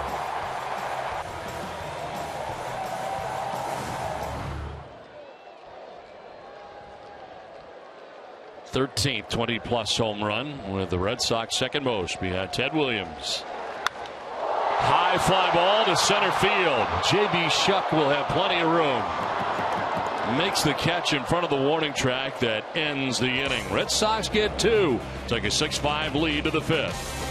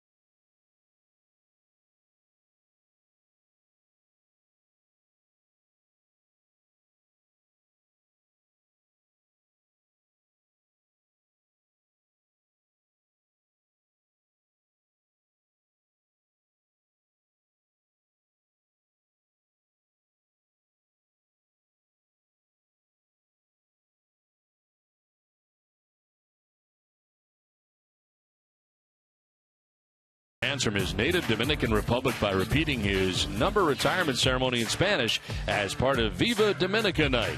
All fans receive a Dominican flag and postcard replicas of Martinez's Hall of Fame plaque copy in Spanish. Visit RedSox.com to get your tickets today. Now Craig Breslow back on the mound. Red Sox now have a lead on top 6-5 into the 5th inning as Melky Cabrera leading it off. Breslow back out there for the 5th, at least for now. There is action behind him. Alexia Gondo warming in the pen for the 2nd time tonight. Gondo was actually up for John Farrell in the 1st inning. Joe Kelly leaving this game after 3 1/3 and no longer on the hook, as he is touched for 5 runs, 4 earned in 3 1/3. Gave up 7 hits, didn't walk anybody, struck out 2, but Red Sox now have a lead. For the moment, Breslow has become the pitcher of record.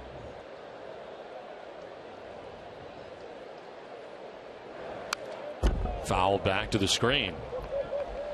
Well, local Dunkin' Donuts franchisees are proud to give back to the communities in which they live and work. Thousands of kids have had the chance to catch a free Sox game thanks to Dunkin' Donuts. Tonight we welcome the Weymouth Youth and Family Services Teen Center to historic Fenway Park. Dunkin' Donuts, committed to the community.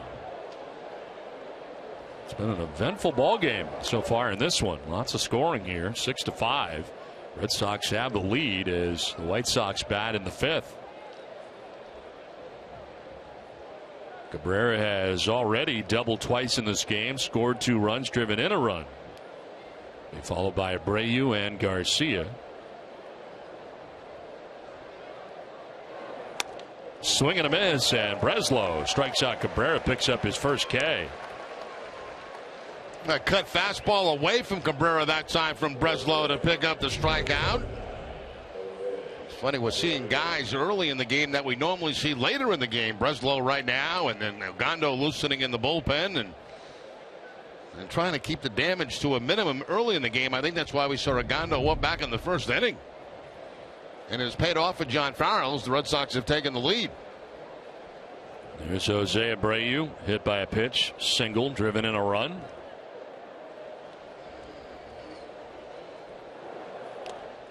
Bounces in for ball 1.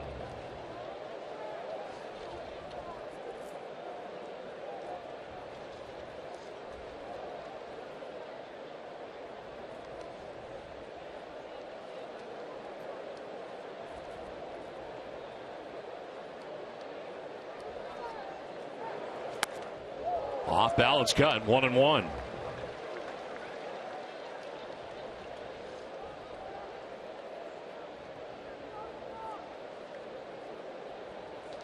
Obvious seal, Garcia waiting on deck. And a base hit back in the 1st inning.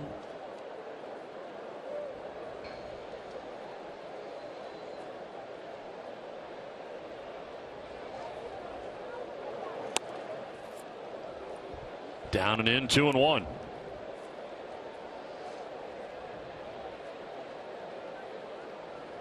Breslow got the final 2 outs of the 4th as the first out here of the 5th.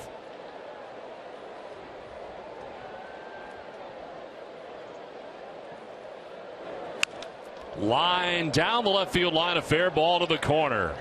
Hanley Ramirez over to dig it out. Abreu digging his way to second base, has a 1-out double and on base for the 3rd time tonight.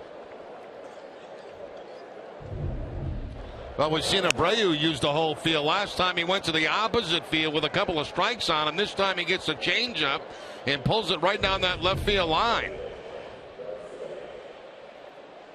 So after being hit by a pitch, a single, a drive, and a run. Now the double will get in a scoring position here in the 5th inning. They're going to put on Garcia with first base open. And J.B. Shuck waiting on deck. Carl Willis to the phone.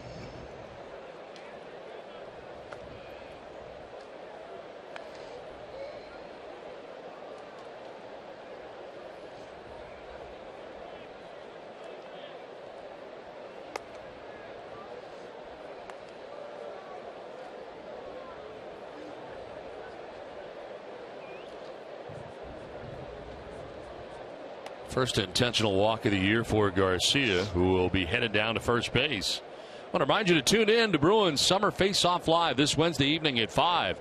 Andy Brickley and Billy Jaffe will have the latest on this season's Winter Classic between the Canadiens and Bruins. Bruins Summer Face-Off Live is presented by your local New England Nissan dealers. 2 on, 1 away here in the 5th inning. And J.B. Shuck coming up here for the White Sox.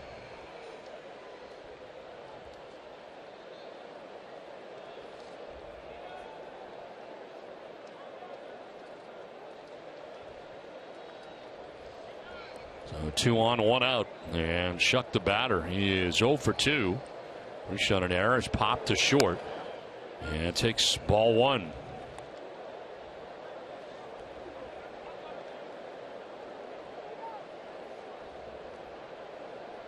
Abreu at second, Garcia at first.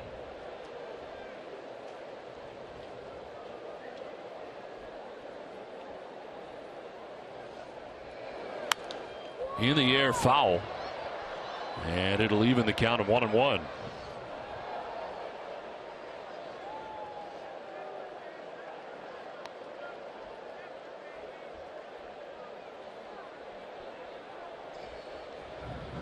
.333 with runners in scoring position for J.B. Shuck, who bats here in the top of the 5th inning. White Sox threatening again.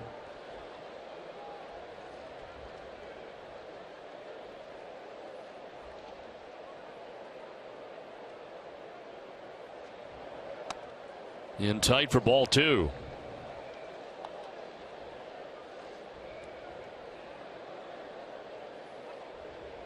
Not much of a breeze to speak of here tonight at Fenway so far. Brief shower before the ball game, but to this point precipitation free at Fenway.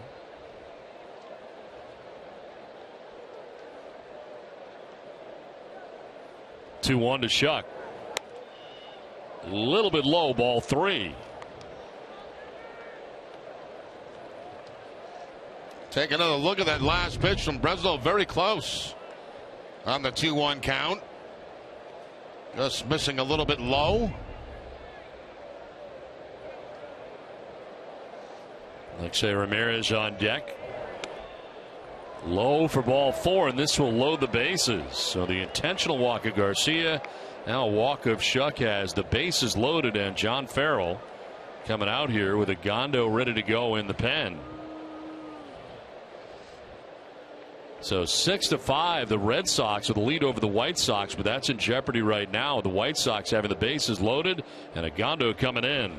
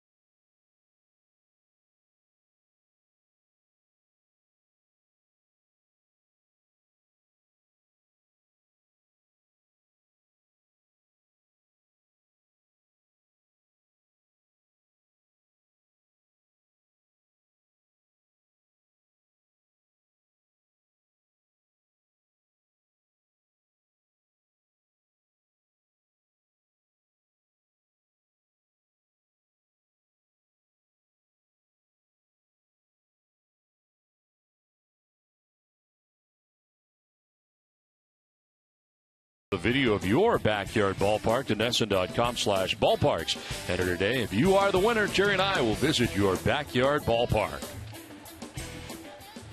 And we head here to the new pitcher after Craig Breslow leaves, still responsible for the man on. Bases loaded with one out for Alexei Agondo's 41st appearance of the year. 2-0, 3.92 earned run average. But it's hitting at 225 against him. This will get away from Hannigan. From third base comes Abreu, and the White Sox tie the score 6-6. That didn't take long. First pitch from Agondo gets away, and it's a tie game. A slider that time from Agondo that could not be handled by Hannigan. You'll see the breaking ball here. Hannigan reaching for it off the top of his glove and back to the backstop, and kind of a gift run right there for the Chicago White Sox. The Red Sox now will pull the infield in with the second and third.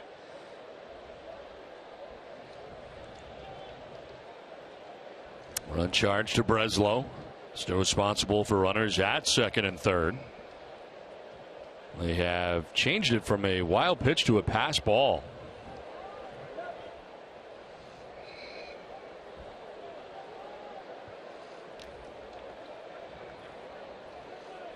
Alexei Ramirez has grounded into a double play and struck out swinging. Red Sox in all the way around.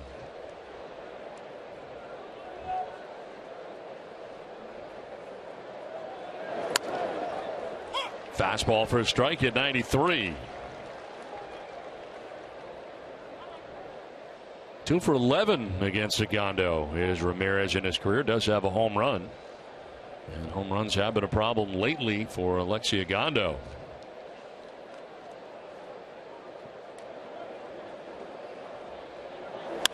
On the ground at third base as Sandoval wants to run her back at third and then throws out Ramirez. Infield in, works there, 2 down. Yeah, Sandoval makes the play, checks the run, and they're not going on contact, so then gets the out at first base. Don't have the type of speed at third base to be going on contact on that play.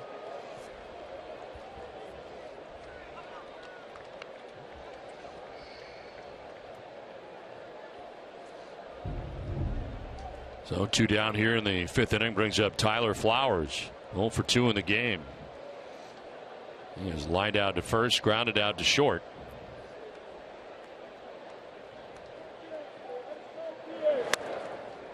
And lead on the fastball for strike one. Good movement on that fastball by Agondo, as it seemed like it dipped at the end. Flowers a very aggressive hitter, jumping on that first fastball he sees.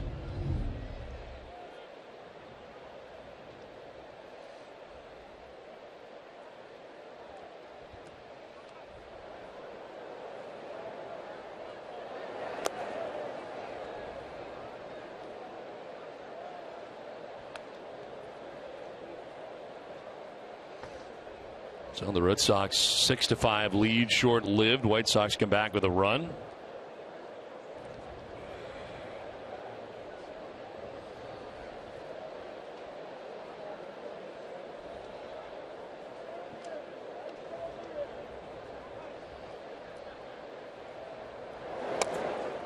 Outside ball 2.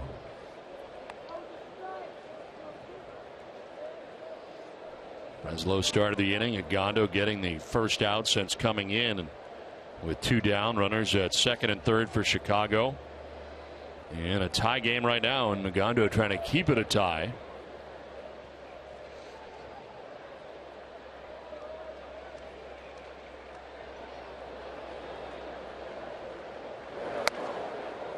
Strike 2.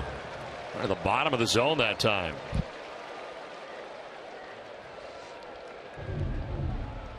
Keeping the fastball away that time, away and down.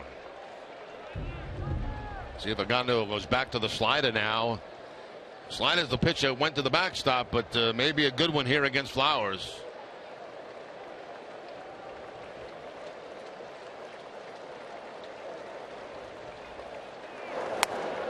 Fastball by him for strike 3 to end the inning. White Sox get a run, tie the score 6-6.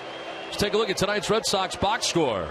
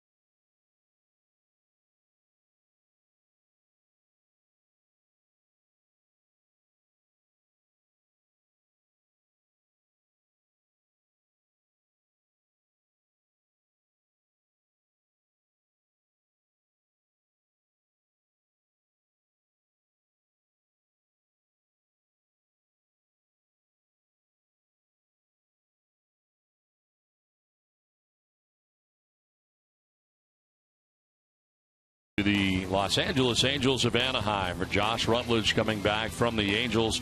Also cash considerations as Shane Victorino at $245 for the Red Sox this season, limited to 33 games of the Red Sox. Of course, his most notable time as a member of Boston in the World Series in 2013, in that 2013 year, which he gathered his 4th Gold Glove Award and a total of 185 games in a Red Sox uniform. And Shane headed out to join the first base Los Angeles Angels of the American League West, and all of a sudden he's thrust into a playoff situation. That's a great opportunity for Victorino if he can stay healthy. You know, if he can stay healthy, he can help the Angels. There's no question about that. He's got late season experience with a team in a pennant race. He's got postseason experience. And we still know that if healthy, he's still a very good outfielder. So, you know, that's the key for the Angels. Keep him healthy, and he'll be able to contribute. Rutledge, who comes back to the Red Sox from the Angels, 26 years of age. Salt Lake roster this year, hitting at .274 at AAA. Does have Major League experience. 266 Major League games in his career, all with the Colorado Rockies from 2012 through 2014. 75th pitch coming up for John Danks, and Nava takes it for strike 2.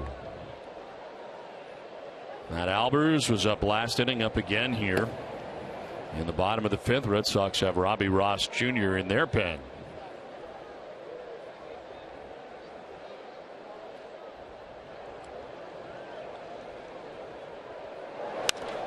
Nava, it's a fly ball to right field. Garcia and Shuck, center fielder, handles out number 1 to the bottom of the 5th inning. Boston Red Sox baseball in NESN is brought to you by Southern New Hampshire University. See yourself succeed at snhu.edu. Infinity, visit your local Boston area Infinity retailer for a test drive today. Digital Federal Credit Union, see what DCU can save you. And by Uno's, committed to the craft of pizza since 1943. One out for Pablo Sandoval. 0 for 2 in the game, has grounded out to third and grounded out to first. Liner to left center, and this is quickly by Shuck. It'll one-hop the wall. Shuck back to play at Sandoval into second base with a one-out double here in the bottom of the 5th inning, and that quickly get out to the track and the wall.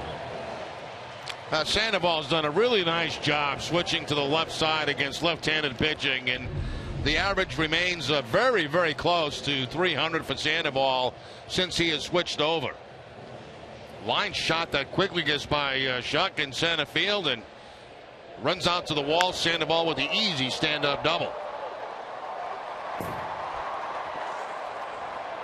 Robin Ventura out there will take the baseball from Danks with 1 out in the 5th inning. Thanks to Parting, came into this game individually at 5 and 8. Albers coming in, the pitching change from Fenway.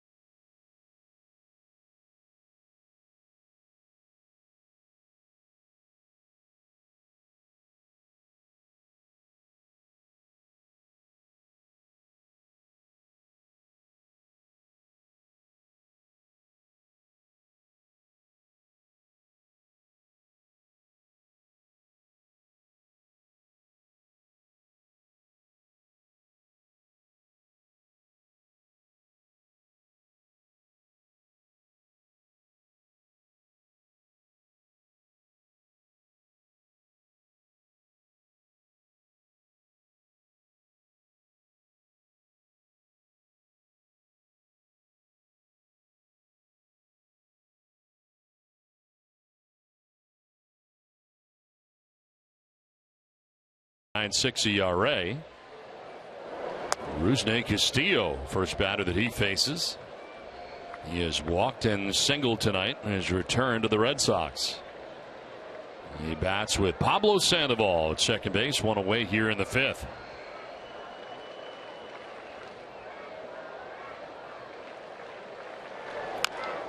Fouls it off, and it's a ball and a strike. Well, don't forget to take advantage of Red Sox student tickets. Tickets are available for every Sox game for just $9 for all students 15 and over. Visit redsox.com/students to get your student tickets for the summer. A lot of students at the ballpark tonight. You see the Red Sox and the White Sox open up a 4-game series. Another foul ball hitting the batter, and Castillo still in the box, 1-2. Albus has one of those fastballs, a sinking fastball, and that time Castillo hitting on top of it to foul it off. One-time member of the Red Sox, Matt Albers.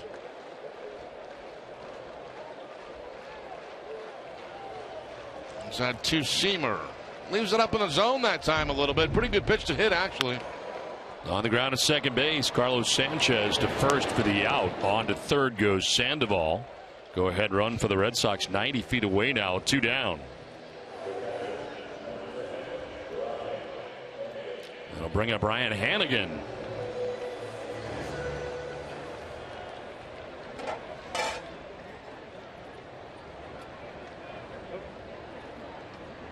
Ryan Hannigan 2 for 2 in the ball game tonight. A double in the second, single in the fourth. He has scored 2 runs.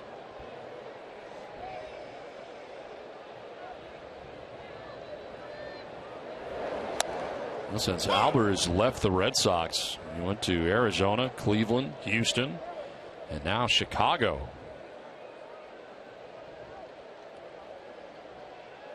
Hitting 6 for 7, 86%. Trying to strand Sandoval here at third base. It's been a very good White Sox pen. Fouled off to the right, jumps ahead 0-2 of Hannigan. Shop at Jordan's Furniture now and you'll receive a credit that's equal to twice the amount of the mass sales tax. Save 12.5% on your purchase now through August the 14th. Visit Jordans.com for details. 2 down, Sandoval at third, and Ryan Hannigan down on the count 0-2.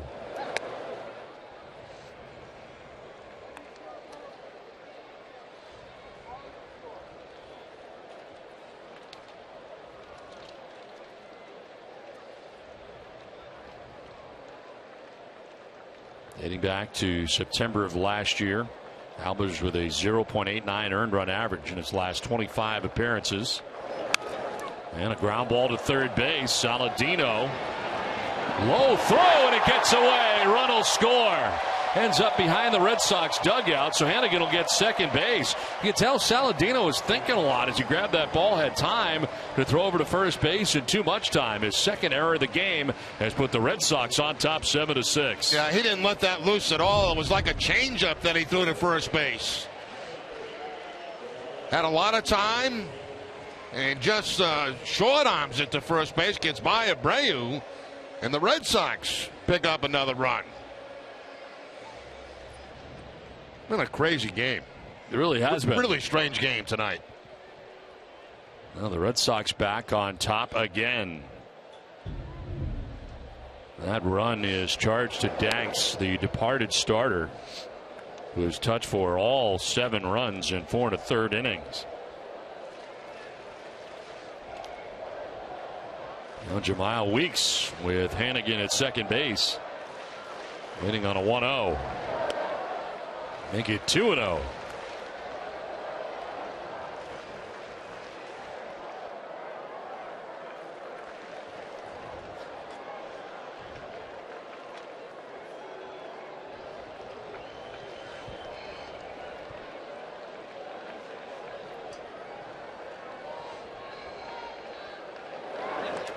In the dirt and heading for third base. Hannigan is going to be very out. As it turned out, he broke with the ball in the dirt. Flowers able to pick it, throws him out at third base. But Red Sox have taken a 7-6 lead.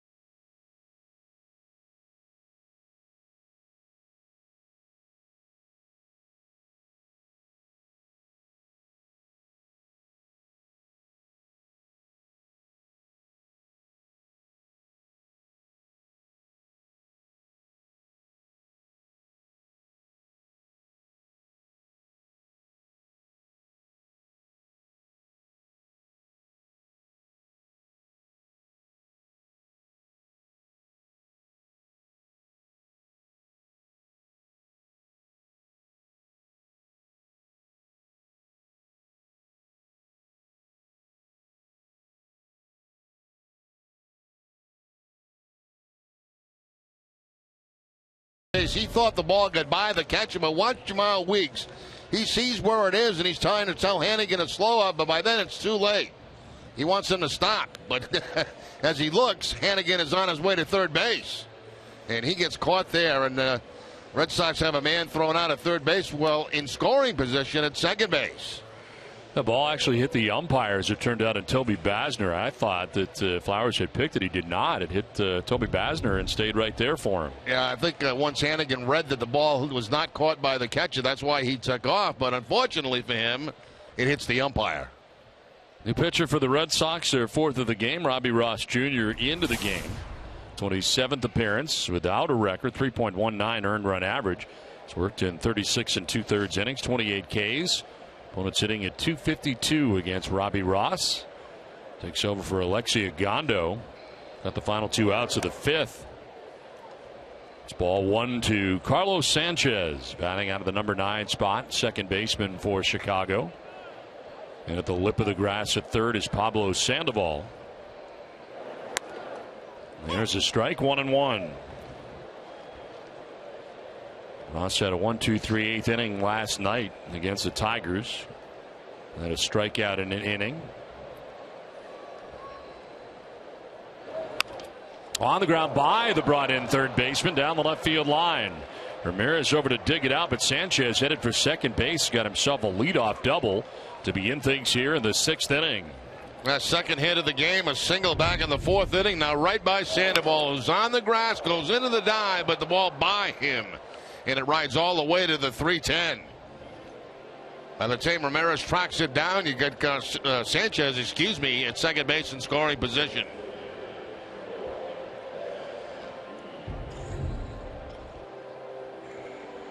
So a double to get the 6th inning started. Here we go again, back and forth.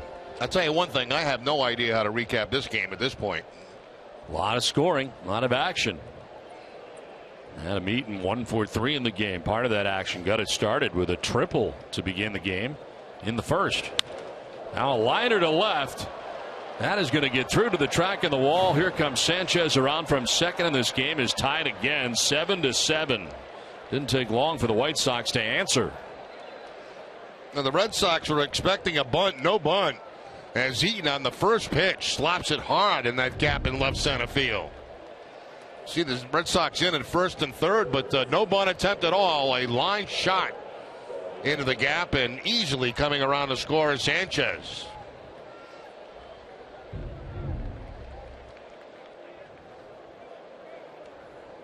So Eaton at second base, nobody out. Tyler Saladino, the batter. Tripled, drove in a run. He has grounded out twice. A 1-for-3 night.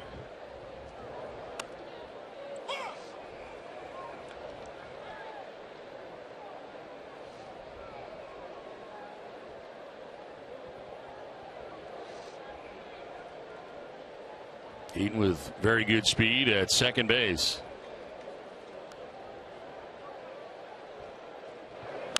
Saladino fouls it off to the right, and it's 0-2. He was trying to shoot that ball to the opposite field, so you could tell he had an inside-out swing with the man at second base. Trying to move the ball to the right side.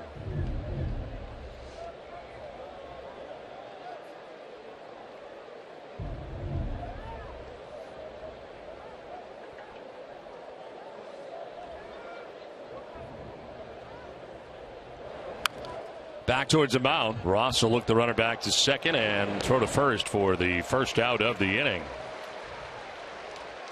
Well, tomorrow at 6, don't miss Red Sox Game Day Live presented by DCU. TC and Tim Wakefield will be joined by special guests before the Red Sox honor Pedro Martinez here at Fenway.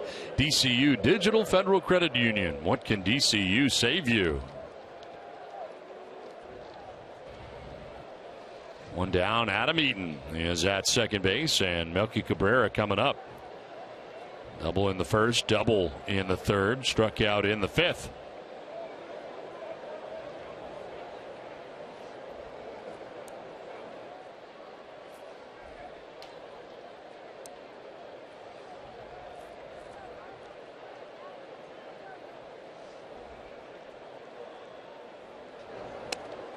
Up and away for ball one.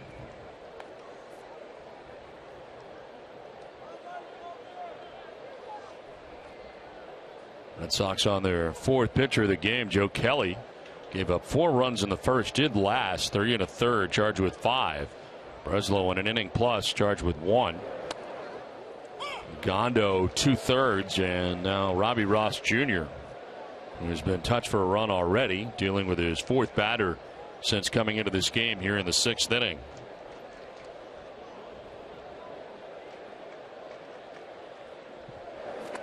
Inside, and almost got a piece of Cabrera. I don't know how it didn't get him. I don't know if that was Cabrera. Somebody was yelling at home plate, and I think it was Cabrera trying to get out of the way of this fastball right at his thighs.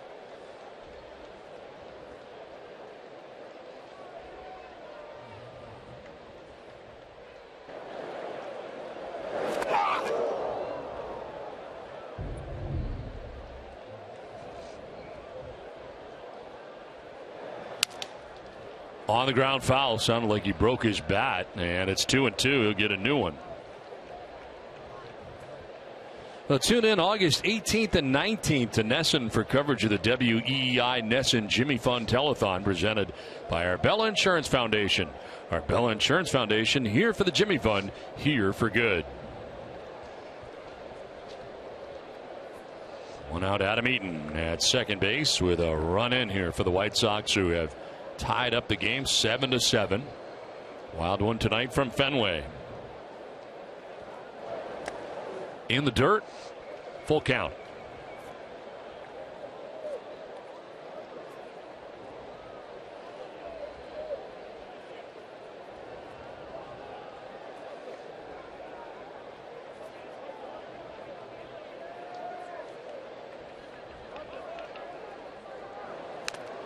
Fouled off Hannigan that time.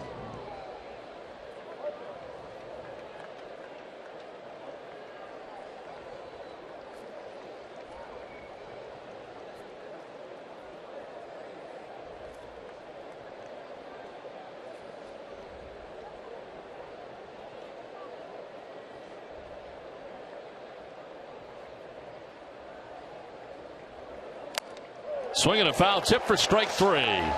First strikeout for Ross, and it's out number 2 of the inning. Now Ross goes upstairs with the fastball to pick up the strikeout. A high strike after everything had been down in the zone. That went up and into Cabrera. And the swing and miss. A big strikeout with a man in scoring position. Mika Insurance, great service, great coverage, and a great price for auto, home, or life insurance. 2 down in the inning. Eaton at second base, and Jose Abreu the batter.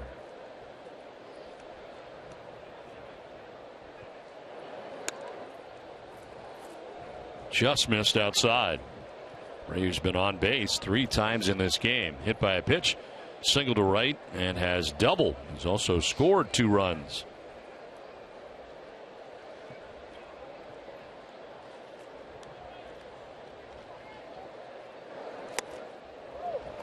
Down and in, and a swing and a miss. He's got a home run against Robbie Ross, Rookie of the Year last year. Jose Abreu.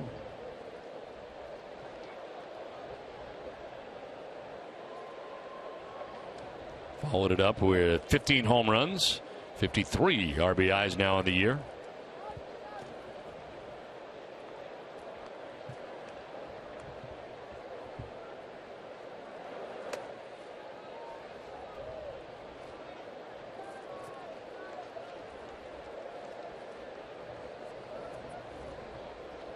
Abreu now, if the inning continues, Avisail Garcia waiting on deck.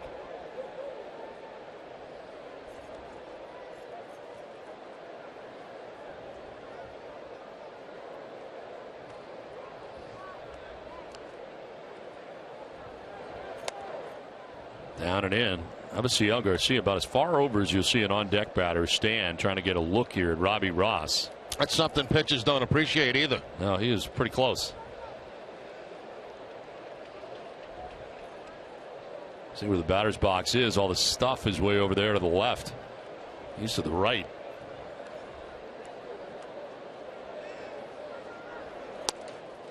Ball 4, and down to first base with a 2-out walk goes Abreu. Well, this Wednesday, the Red Sox will celebrate Pedro and pay tribute to fans from his native Dominican Republic by repeating his number retirement ceremony in Spanish as part of Viva Dominica Night. All fans will receive Dominican flags and postcard replicas of Martinez's Hall of Fame plaque, copy in Spanish. Visit RedSox.com to get your tickets today. First and second, 2 down for the White Sox here in the 6th inning.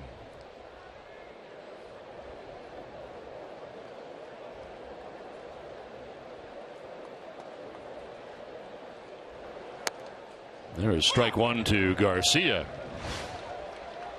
which will carry the number retirement ceremony here at Fenway Park tomorrow night. Live coverage begins at 5:30. Pedro's number will be right up there.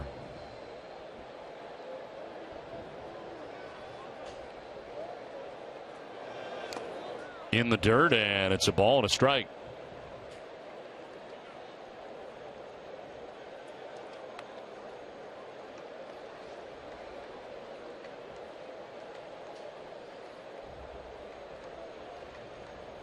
White Sox tying the game 7-7 in this inning. Adam Eaton now at second base. Jose Abreu at first. As the White Sox try to break this tie again.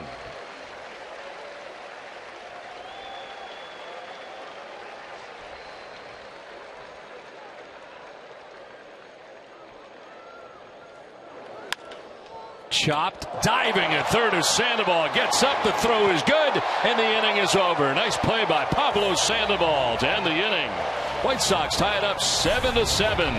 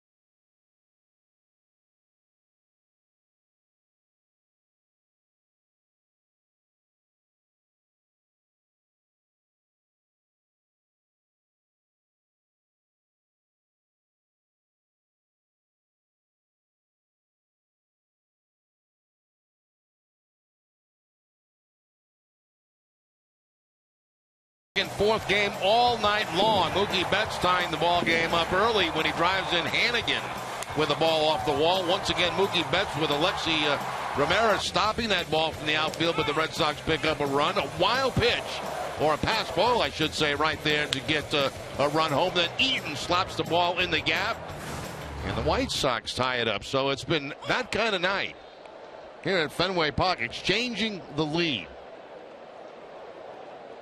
Well, Jamal Weeks from the number 9 spot in the Red Sox order, leading it off here in the bottom of the 6th inning. 1 for 2 tonight as an RBI.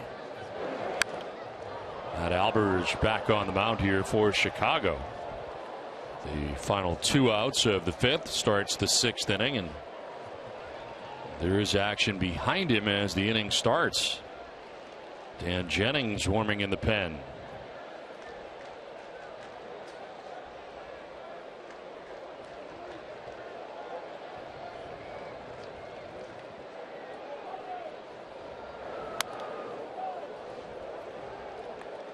Weeks will be followed by Betts and Ramirez. 9-1-2 for the Red Sox here in the 6th inning. Red Sox have scored in every inning but the 3rd to this point.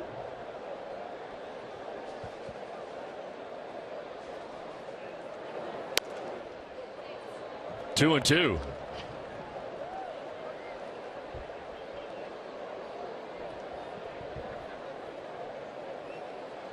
John Danks, the starter tonight for Chicago, lasted 4 1/3, giving up 7 runs, 9 hits, walked a batter, struck out 2.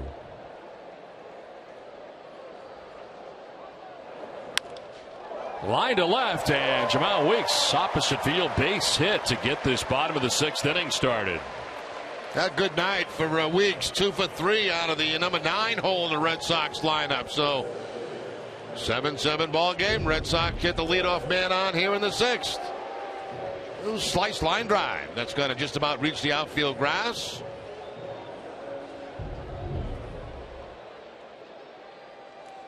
Lead runner on here for Boston in the 6th inning takes us to Mookie Betts. Had a big night already. 3 for 3 in this game. 2 singles, a double, 2 runs driven in.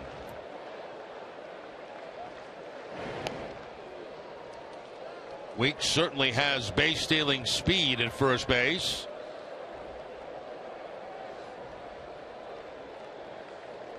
Forty stolen bases in the majors for Weeks.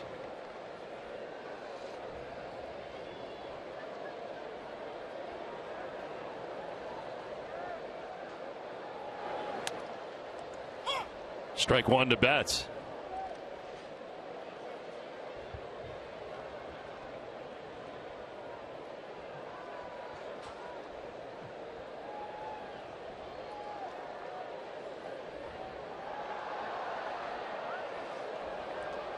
Beach ball has come out onto the field in center field. Bit of a delay as JB Shuck will go get it. Have a son or daughter who wants to learn more about baseball or the Red Sox? Visit NessonClubhouse.com. It has videos, games, and a whole lot more. It's fun, free, and easy to use. Visit NessonClubhouse.com today.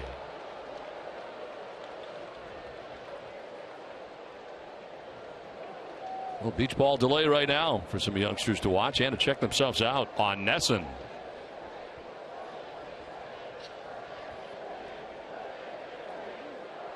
Oh, 0-1 the count to Mookie Betts.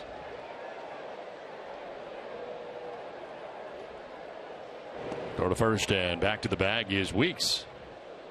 Held on over there by Jose Abreu.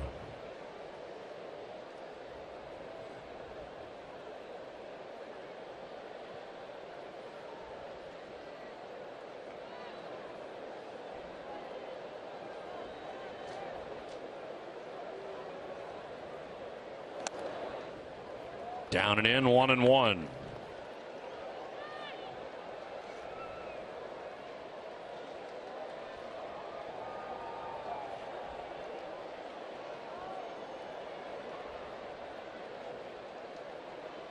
It's now the 4th batter that Albers has faced since coming into the game. There's a strike, and it's right at the bottom of the zone. 1-2. That's exactly where Albers wants it to, right at the bottom of the strike zone. The sinking fastball trying to induce a ground ball double play.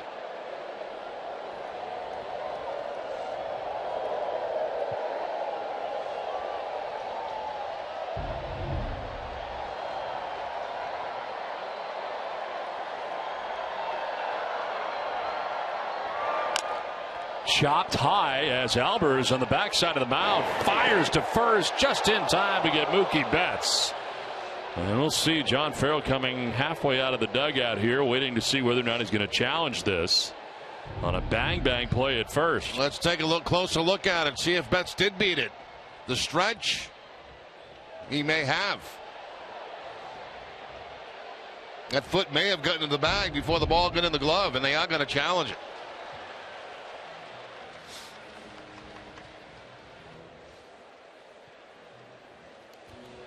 Umpire at first, Doug Eddings. Get another look here, and this chopper back to the mound. Seemed like for Albers it took ever for the ball to come down, and As we look at that play at first base, very close, but I think Betts might have beat it. I think the foot hit the front part of the bag before the ball got into the glove. But with my track record, don't take my word for it.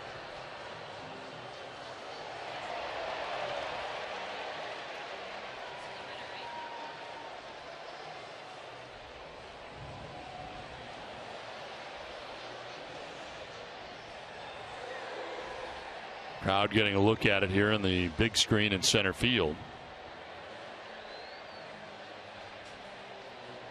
Either way, Jamal Weeks gets to second base here and into scoring position in a tie game.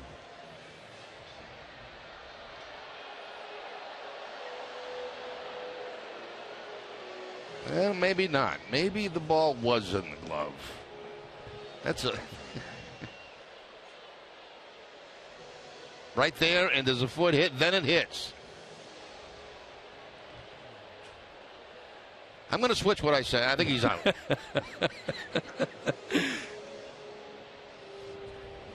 You have time to switch again, as the umpires still have looked at this a long time. I'm going to stick with out after that last replay, and we'll see how badly I mess this one up.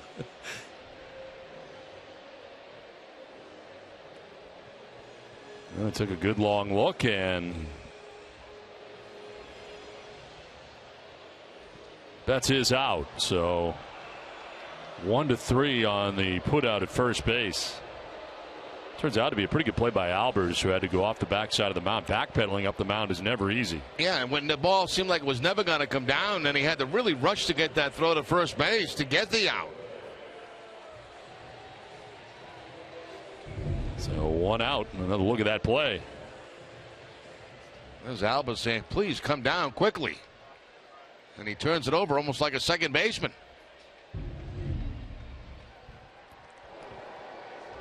So 1 out. Weeks at second base. Go ahead run in scoring position. Hanley Ramirez, the batter. Hanley 0 for 3 in the game. He's grounded out twice, reached on an error last time up. And he takes strike 1.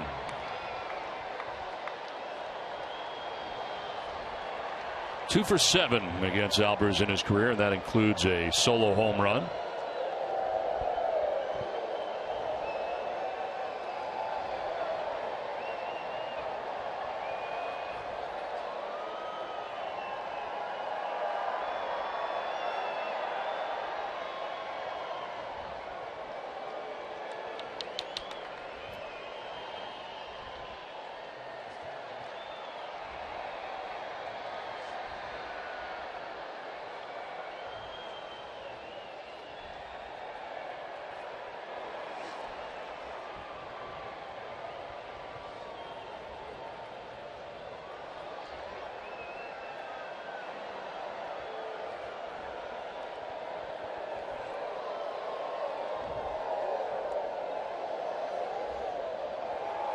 Ramirez on the ground to third. Saladino knocks it down, then throws to first, and Abreu had to back up to reel that in and tag the bag. Some fancy footwork there.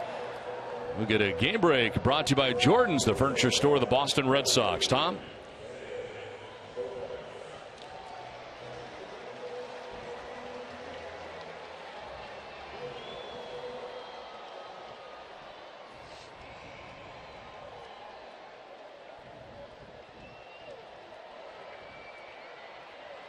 All right, Tom, thanks very much. Back here at Fenway Park with the game tied 7-7. The Red Sox have a runner at second base and Jamal Weeks.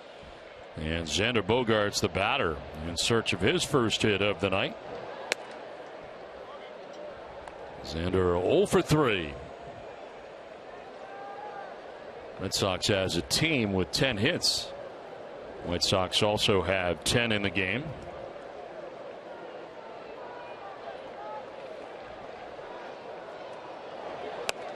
In there for a strike, and it evens at 1-1. 400 with 2 outs and runners in scoring position for Xander Bogaerts. He's got Weeks at second and 2 down.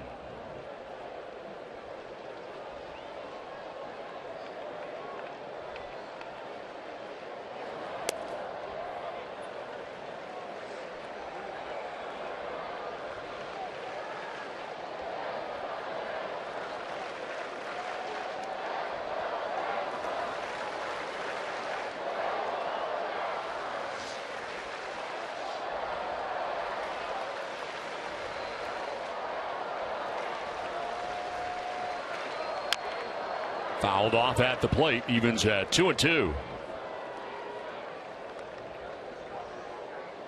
On deck, David Ortiz. Red Sox batting here in the bottom of the 6th inning.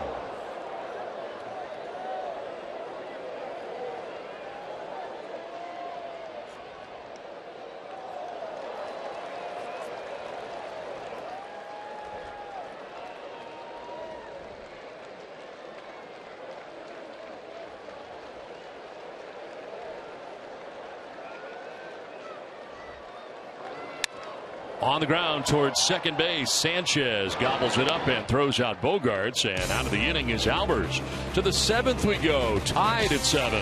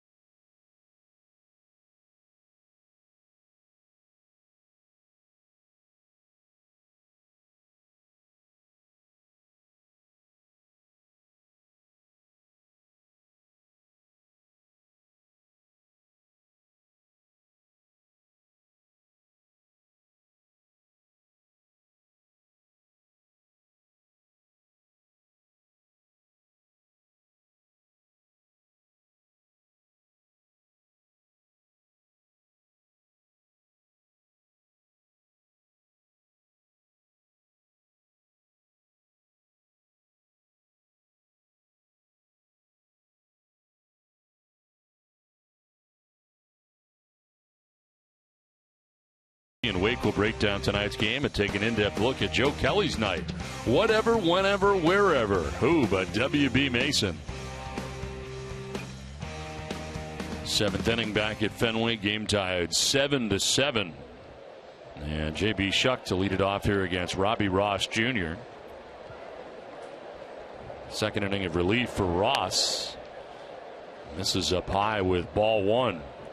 Shuck has reached on an error, popped to short, and walked in the game. Picked up an RBI. Reaching on an error in the first, part of a 4-run first inning for Chicago.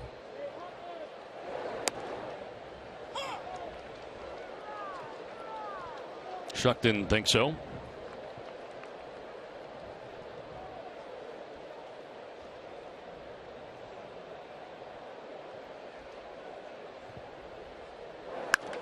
Line to right center field, in for a hit. Mookie Betts races over, cuts it off. Shuck going for 2. Throw to second base is going to be not in time. A headfirst diving slide for Shuck.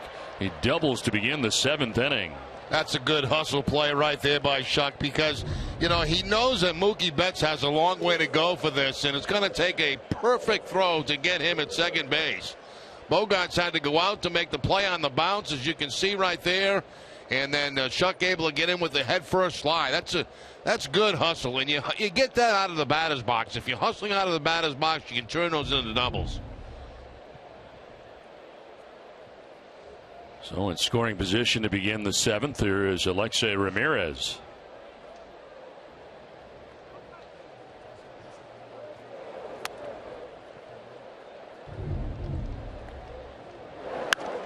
There's the stalling shot, and you can see him going hard right down that first base line. He's thinking about 2 all the way, and when he sees that Betts has to go quite a distance to get that, that's when he takes off for second base.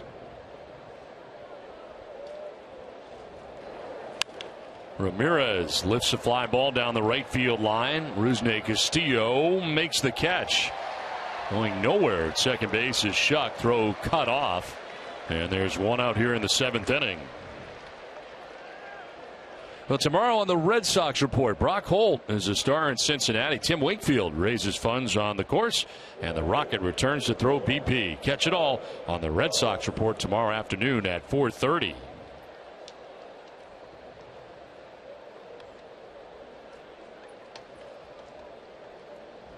Runner at second, one down. Tyler Flowers, the batter.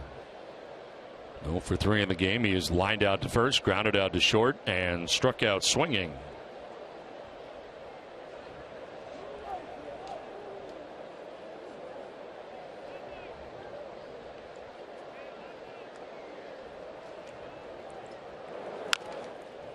There is action for the White Sox in the pen. Zach Duke, left-hander, up for the White Sox.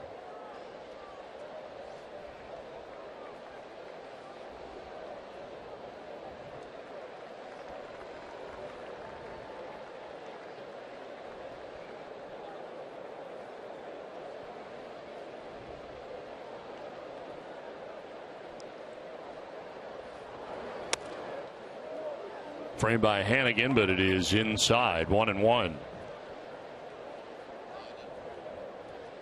Ross has given up 3 hits since coming into this game, all doubles. Sanchez, Eaton, and more recently J.B. Shuck.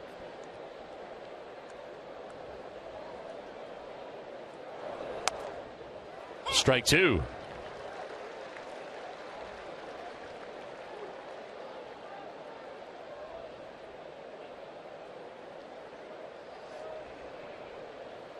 On deck is Carlos Sanchez, number 9 man, second baseman for the White Sox.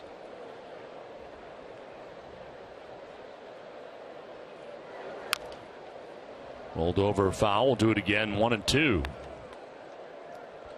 H.B. Hood salutes the Red Sox Foundation for its commitment to 4,900 accredited charities throughout New England.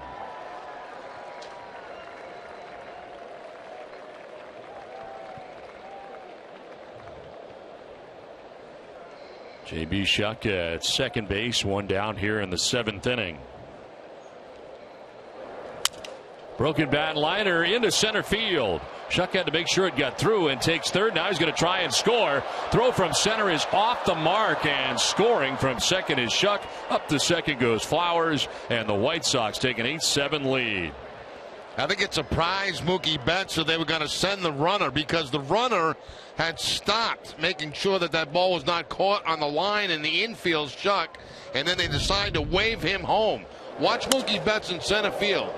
See the runner going back, first of all, then he decides to go. Now watch Betts come up, and it's almost like he was surprised that he was going, and the throw goes way over the head of everybody. So back and forth we go again. Flowers at second base, one out. White Sox pull ahead here 8-7, and here's Carlos Sanchez.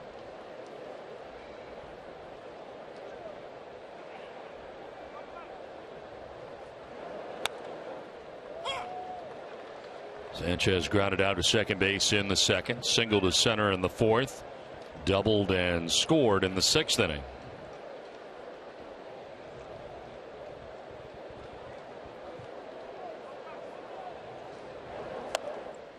Oh, 0-2.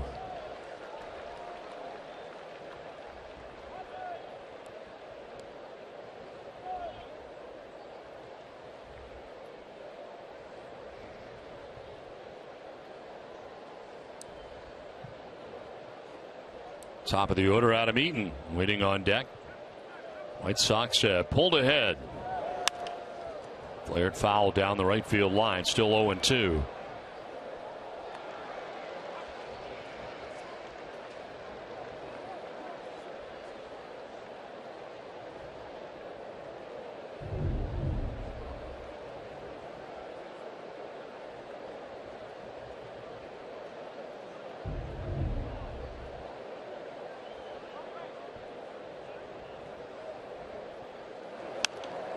Popped up around the mound, and taking charge here is Ross, who makes the catch. So the Red Sox pitcher calling and catching out number 2. Now, for every Red Sox hit in July, EchoStore Technologies will donate $50 to the Massachusetts Down Syndrome Congress. EchoStore is proud to ensure that individuals with Down syndrome feel valued. To learn more, visit EchoStore.com. EchoStore Technologies, your data center solutions provider. So 2 down, Flowers at second base. Adam Eaton, the batter. A 2-hit night, has a triple and a double for his 2 hits. 2 of the 12 hits now put together by Chicago in this game. Action in the Red Sox pen. Shinichi Tozawa warming up.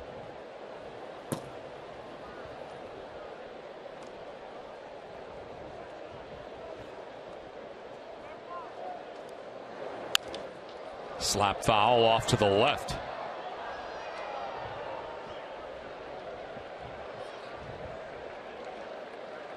Eight of 12 White Sox hits in the game, extra bases. It's certainly seemed that way, and that is the case.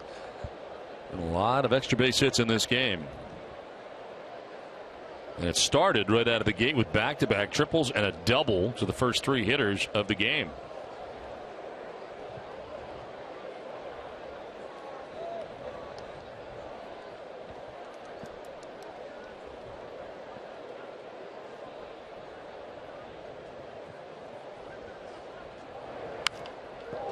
Look out, line drive foul, fortunately off the short wall over by the White Sox dugout.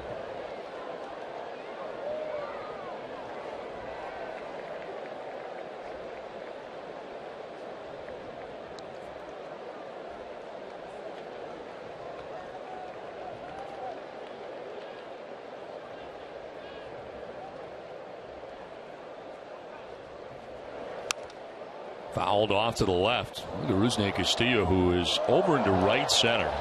Virtually all of right field is left open for Adam Eaton. If he feels like pulling a ball down there, he could run a while. Yeah, Red Sox don't think he has an opportunity to do that at all with the lefty on the mound, and that's why the defense where it is. But that's about as far as you'll see a right fielder play.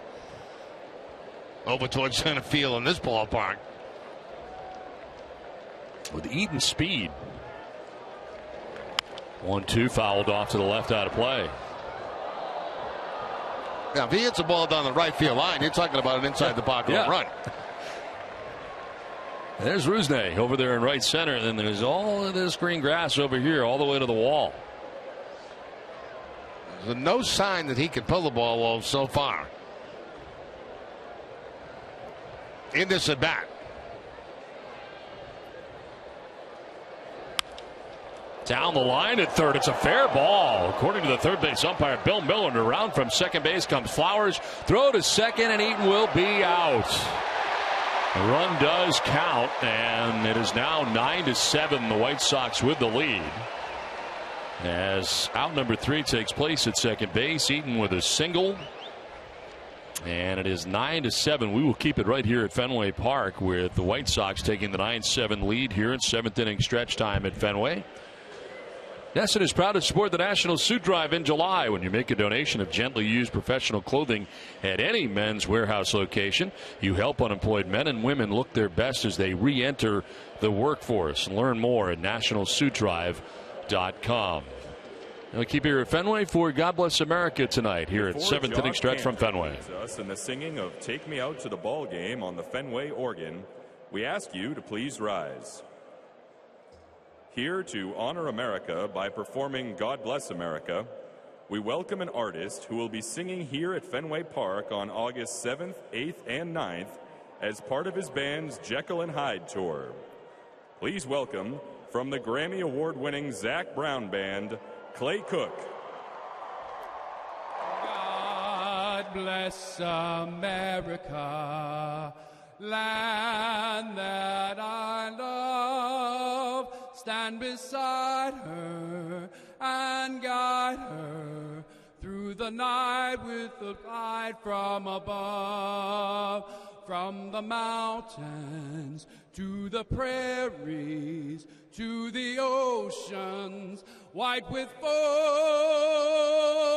God bless bless America, my home, sweet home. God bless America, my home, sweet home.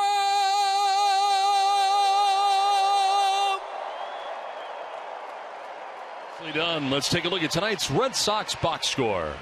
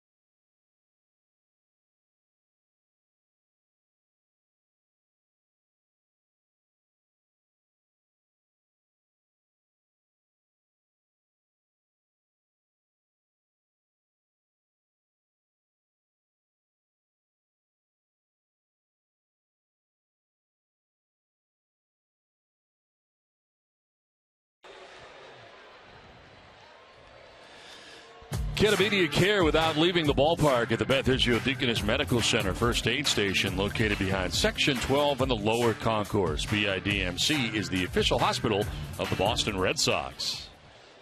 Now we head here to the bottom of the 7th inning, 9-7. The White Sox have pulled ahead with 2 runs in the top half of the 7th inning. Red Sox trying to answer in the bottom of the 7th. And Ortiz will take ball 1 from the new White Sox pitcher, Zach Duke, into the game. 45th appearance, 3-4 with a 3.38 earned run average. 40 innings, 39 strikeouts, although he has walked 20. Opponents hitting at .221 against him. Ortiz into the shift. Alexei Ramirez, the shortstop on the right side of the infield, throws out Ortiz. So 1 out, and that'll bring up Nava.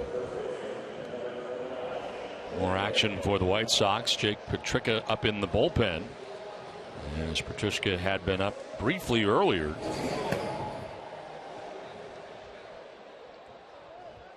One down, and it brings up Nava.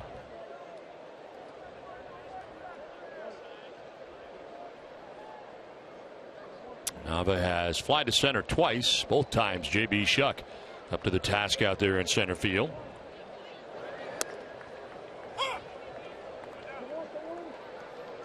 Matt Albers, right now the pitcher of record for the White Sox, who have pulled ahead 9-7. He went an inning and 2/3, giving up 1 hit, no runs, didn't walk anybody, nor did he strike anybody out.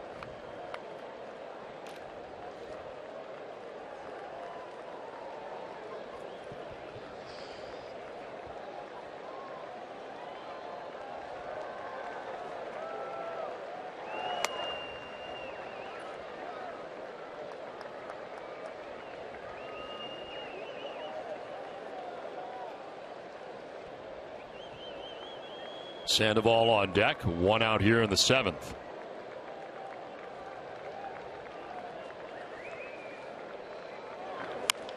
In the air, foul as Nava jumps out ahead of this.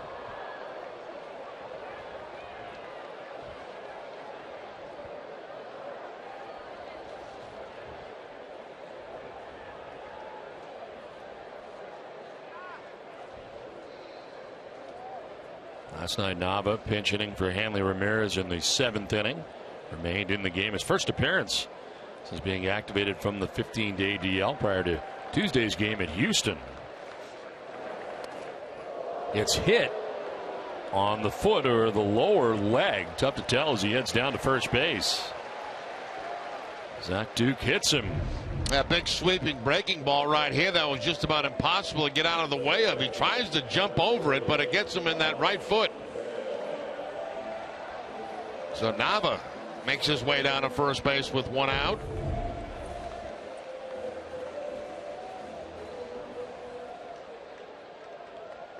One out, 1 on. And here is Pablo Sandoval.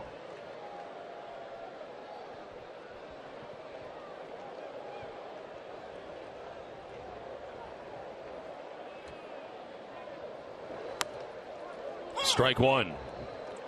Sandoval is grounded out to third, grounded out to first. Last time up, doubled and scored.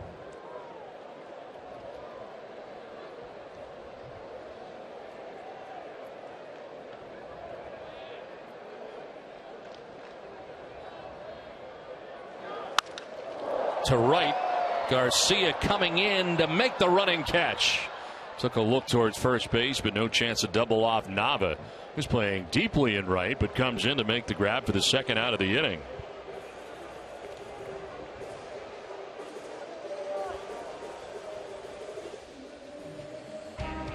Red Sox baseball on NESN is brought to you by Southwest Airlines. Book your low fare now at southwest.com. Robin Ventura out there. He's not made the move yet, but now he has. Petricka is coming in from the bullpen. So a pitching change here from Fenway. White Sox have a 9-7 lead.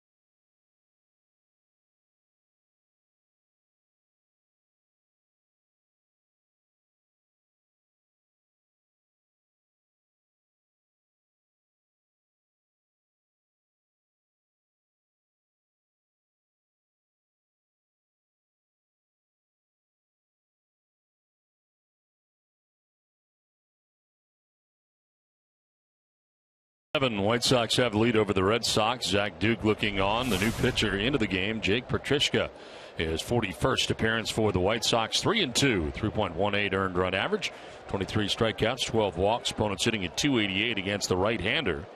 Red Sox with a pinch hitter in Alejandro De Aza. He jumps out of the way of a fastball at 94 inside. So De Aza pinch hitting, representing the tying run at the plate. Red Sox down by 2 with Nava at first base.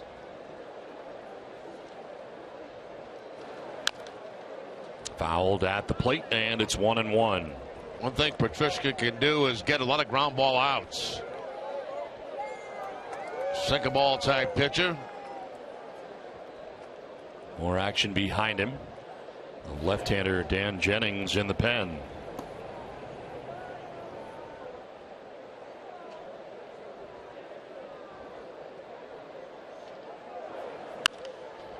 Fouled off to the left, 1-2.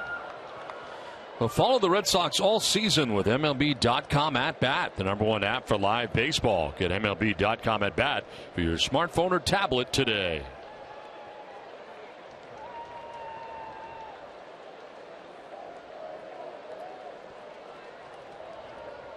Alejandro De Aza pinch hitting here in the 7th.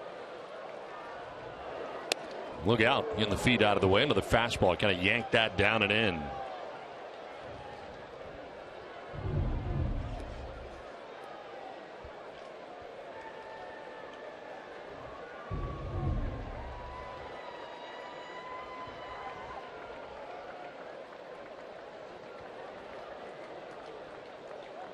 Throw to first, and back to the bag is Nava.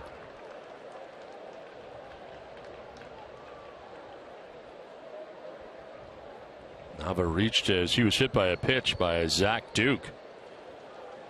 Told you earlier how well this bullpen for the White Sox has been doing lately. This one fouled off into the seats.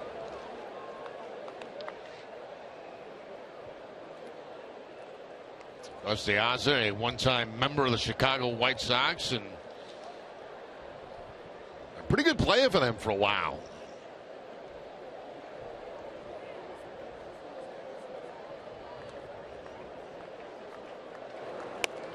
Down and in again, full count, and Nava can now get a start at first base with 2 outs in the inning. And again, waiting on deck.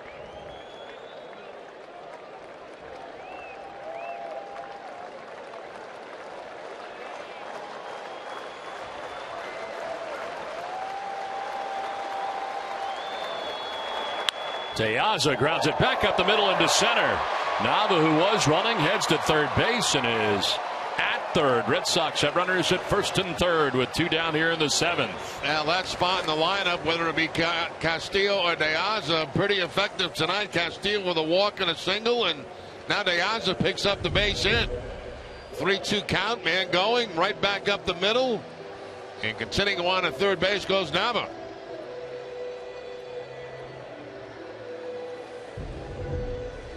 Don Cooper, the pitching coach, headed out there to talk to Petrushka.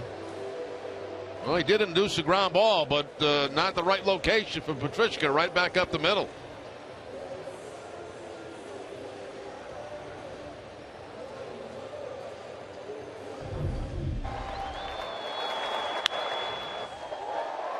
Nava checking it out himself. Ball going up the middle. Knows he has no problem going to third base. Don't need a coach to help on that one. First and third, 2 down. Ryan Hannigan coming up. Hannigan tonight has doubled, singled, reached on an error last time up. Red Sox trailing by 2.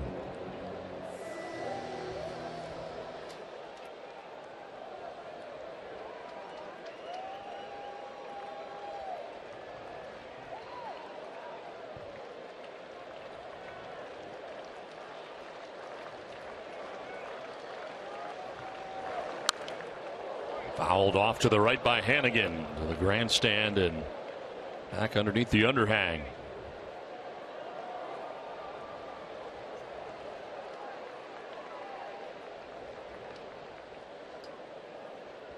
Nava at third base, De Aza at first base with 2 outs here in the Boston 7th inning.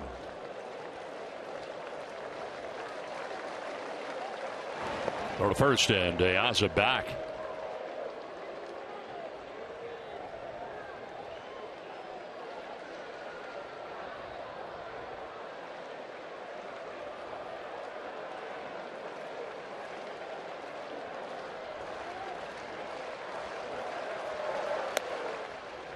Very high with the fastball, 1-1.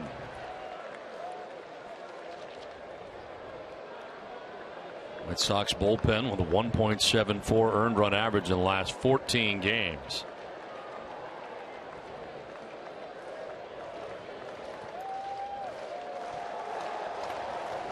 Last 9 have been scoreless out of the pen. Outside for ball 2. And the Red Sox threatening here in the 7th inning, trailing by 2.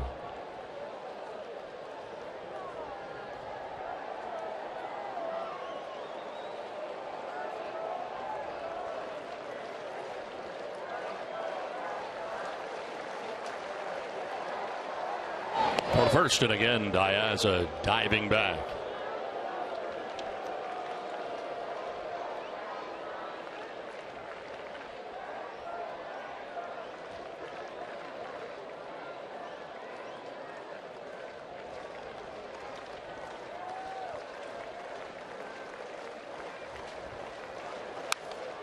Foul back, 2-2.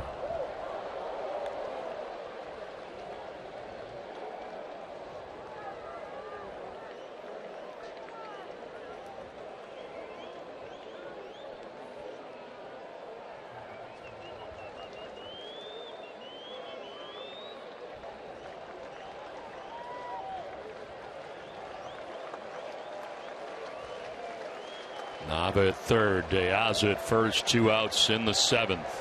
2-2 pitch. Just low. That's a pitch that has been called a strike at times tonight. Yeah, I think when the catcher caught it, you can see him reach across the plate. I think that the presentation was not there, and That's why he didn't get the call.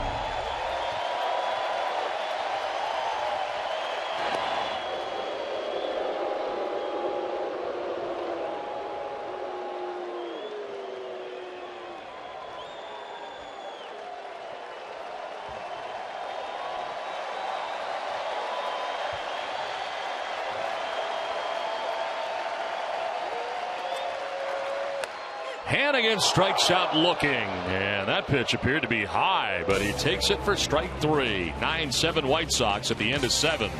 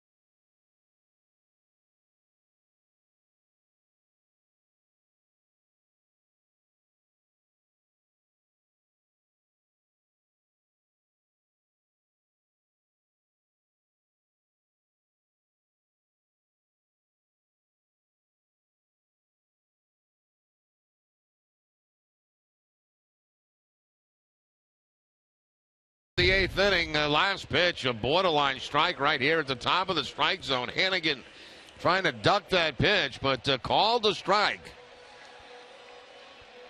We'll talk about the presentation of Flowers on the pitch before was not that great. That one was pretty good. He brought it down. That was real good, yeah. He brought it right back down in the strike zone.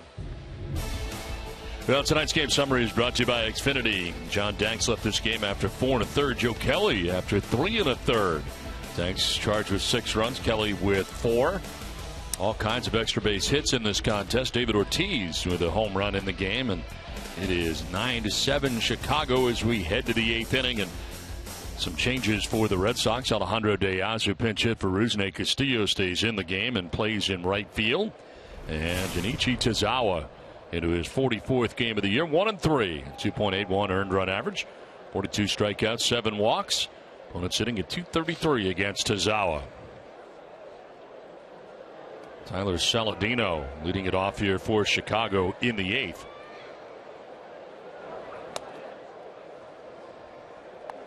Tripled back in the first inning. Since then has grounded out 3 times.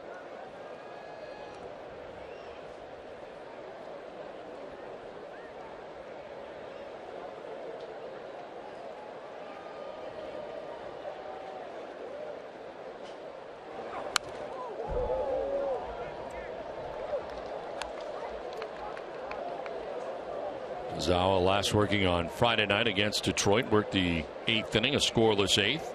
Kept the score tied 1-1.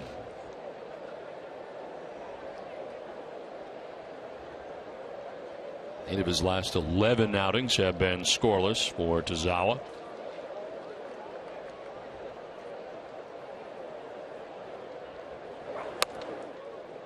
Two and one.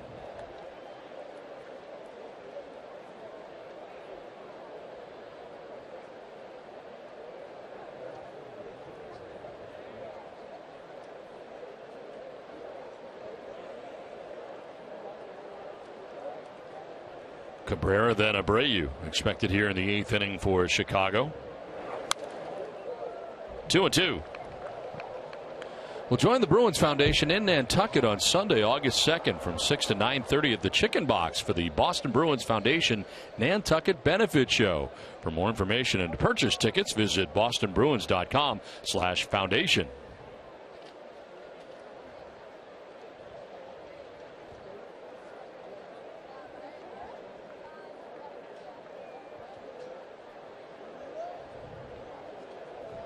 Two pitch.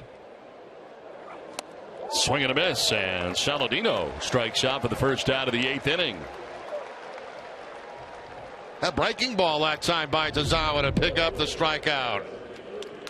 That's the curveball from Tazawa, and threw it hard that time. Stayed inside, but still no contact from Saladino.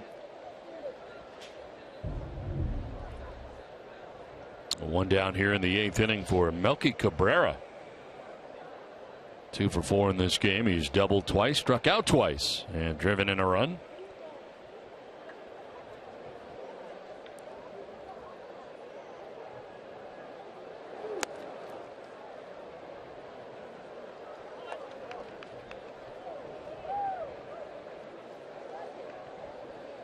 Two for 9 in his career against Tazawa.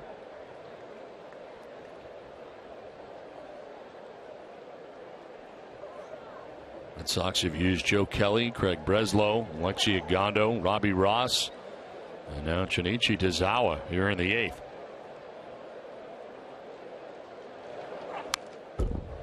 Right now Ross on the hook as he went 2 innings, giving him 5 hits and 3 runs.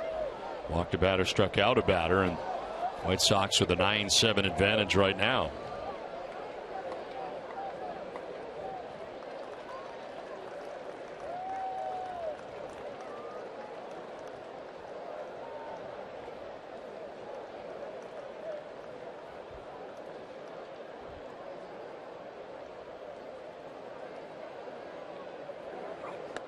Breaking ball again, and this one misses.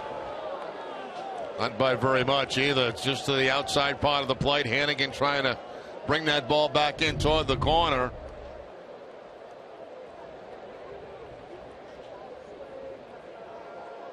But you can see they're clearly outside.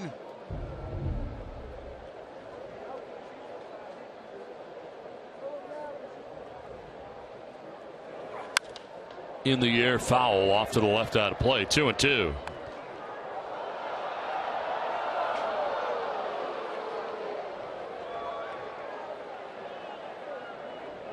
Jose Abreu waiting on deck here for the White Sox. They bat in the top of the 8th.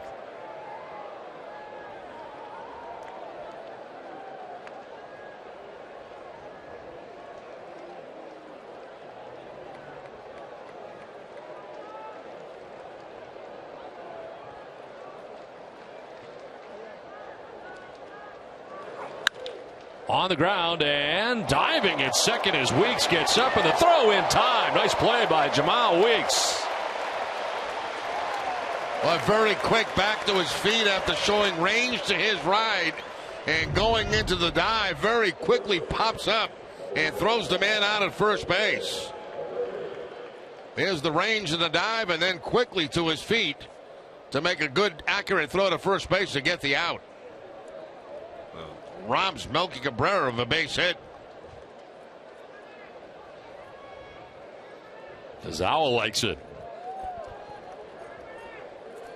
2 outs here in the 8th, and it brings up Jose Abreu. He's been on base 4 times in the game tonight.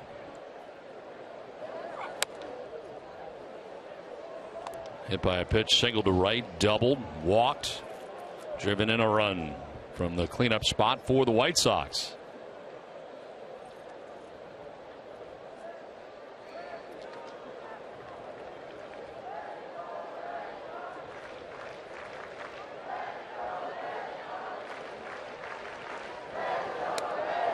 So for a team that has had trouble scoring runs, it seems, for a lot of the year, the Red Sox bang out 11 last night on 20 hits. Here tonight they have 7 runs on 11 hits, but not enough. White Sox right now with a 9-7 lead. Kind of started with Joe Kelly, who went 3 1/3, giving up 5 runs, 4 earned.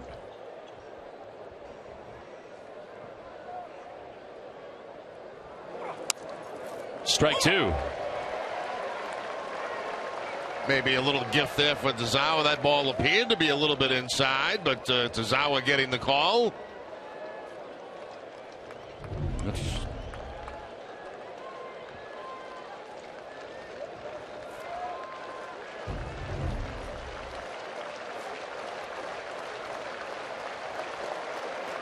One-two pitch coming up here to Abreu.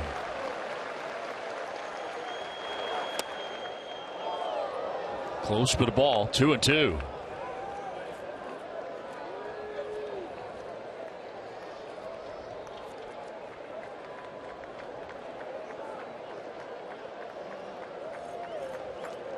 Trot Nixon in the house tonight, out on the monster seats.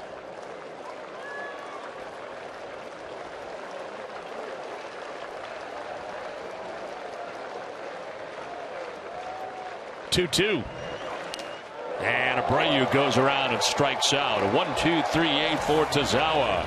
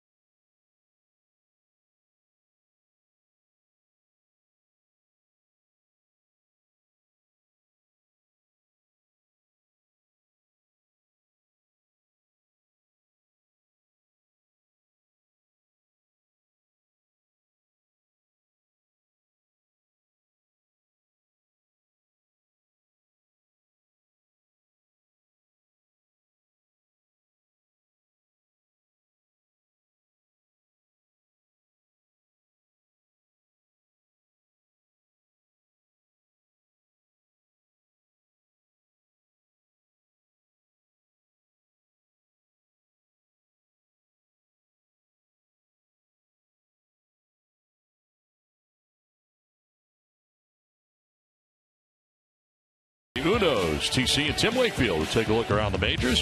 Have a one-on-one with Pedro Martinez previewing tomorrow's ceremony here at Fenway.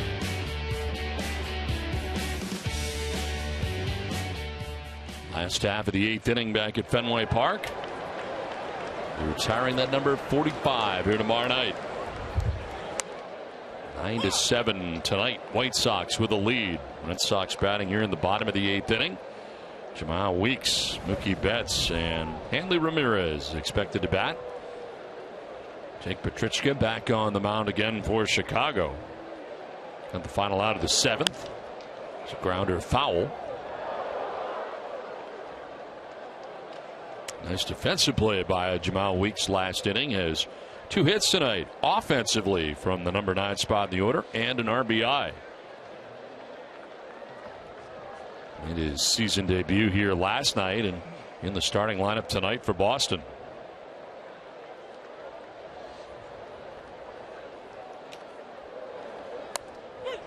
Strike 3 call. Another one of those high strike calls. That one at 95 miles an hour. Yeah, usually you expect the ball down from Petrichka, but this one stays up in the zone. And a little bit above the strike zone, but a generous call there for Basner, the home plate umpire. Right-hander up. Zach Putnam warming in the pen. Red Sox have Tommy Lane and Koji Uehara.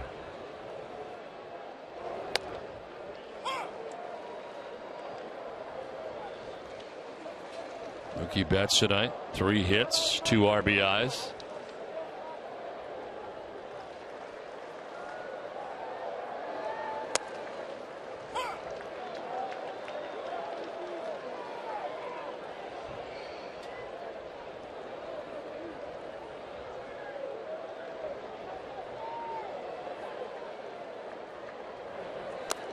And it'll bounce in for ball 1.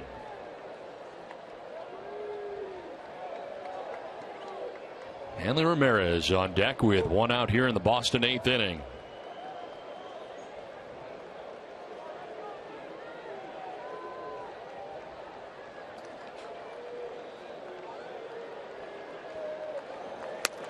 Late swing on the 96-mile-an-hour fastball. That one by Betts, and that's the 3rd strikeout for Petrichka. That's pretty impressive right there. Fastball away. A 2-seam fastball away that time from Mookie Betts. You can see the very late swing. I think surprised by the velocity on that fastball.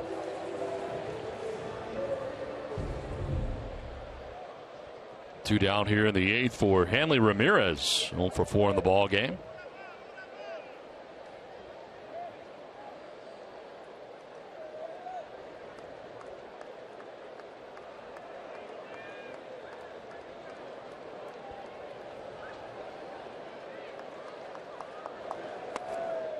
There's strike 1 over the inside corner. Hanley didn't like it.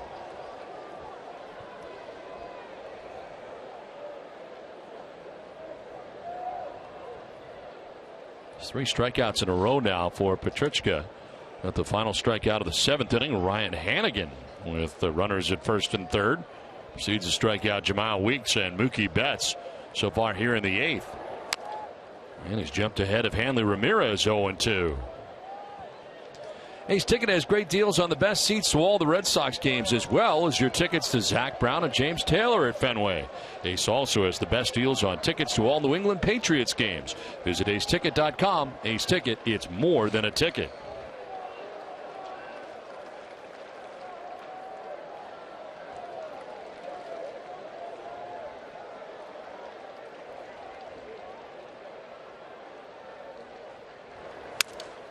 On the ground foul. That one running in on Ramirez.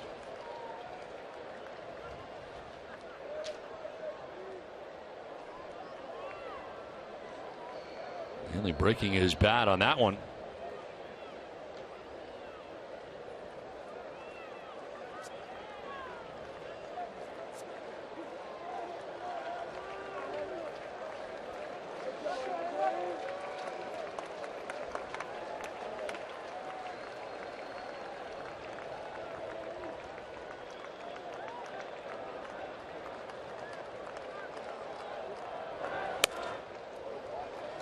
96, but up and away.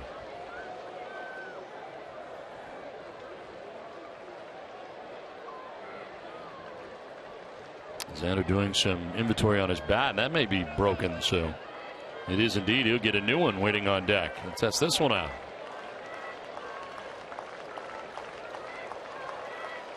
1-2 pitch, grounded foul.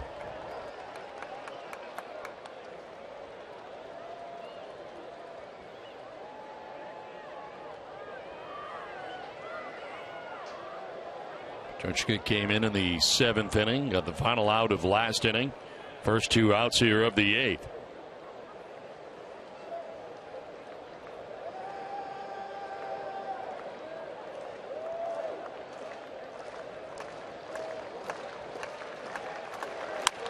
On the ground right side, Sanchez sliding to the outfield grass, turns and throws out Hanley Ramirez. Nice play by Carlos Sanchez. We head to the 9th, 9-7 Chicago.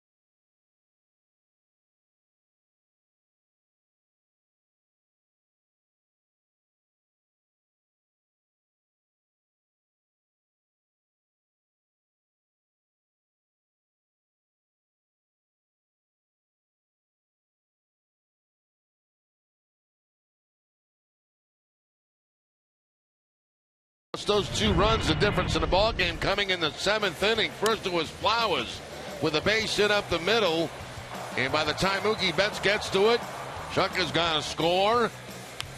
And then Adam Eaton going right down that third base line as that'll bring home another run. And those are the 2 runs right now that are the difference in the ball game.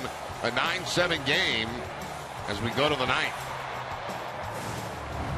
New pitcher for the Red Sox as Tommy Lane makes his 39th appearance of the year. 0-1 with a 2.97 earned run average. Opponent sitting at 230. Avisail Garcia takes a pitch inside for ball 1.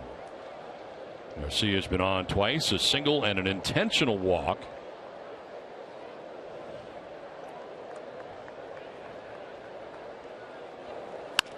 And a ground ball to third, and a hop that goes off the glove. A send the ball into left. He kind of played it off to the side. And Garcia reaching at first base. Instead of trying to front the ball, you see Sandoval right there with maybe one more step. Could have got in front of it, but it looks to play it off to the side, and it bounces right up there with the overspin over his glove. Ruled a base hit, so Garcia aboard at first base.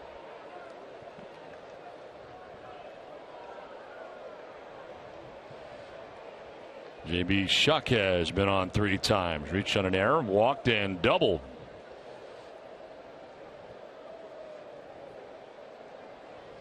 See how the White Sox play this, looking for more insurance here in the top of the 9th.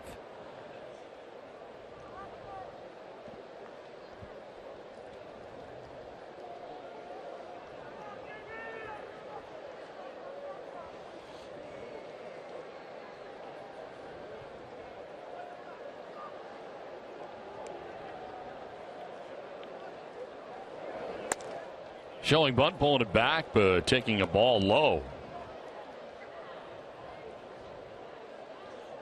Tommy Lane into the game after Tazawa worked the 8th at a 1-2-3 8th with 2 strikeouts.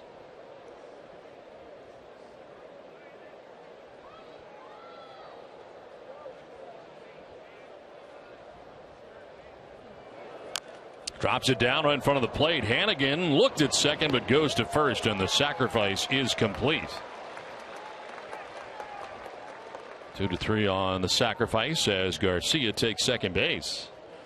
Well, tonight after Red Sox coverage on NESN Sports Today, is the NFL negotiating a deal with Tom Brady? Find out tonight, then get an up-to-the-minute preview of tomorrow night's number retirement ceremony for Pedro. That's tonight on NESN Sports Today, presented by People's United Bank. See what know-how can do. Runner at second with 1 out here in the 9th. Alexei Ramirez, 0 for 4 in the game. White Sox with 9 runs, 14 hits, but Ramirez has not been part of the fun so far for Chicago. Twists out of the way of that pitch inside.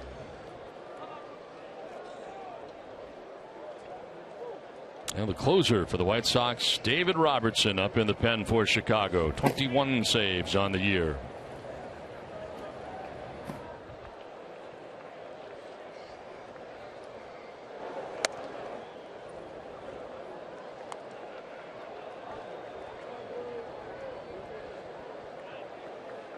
Robertson, of course, signing with the White Sox as a free agent.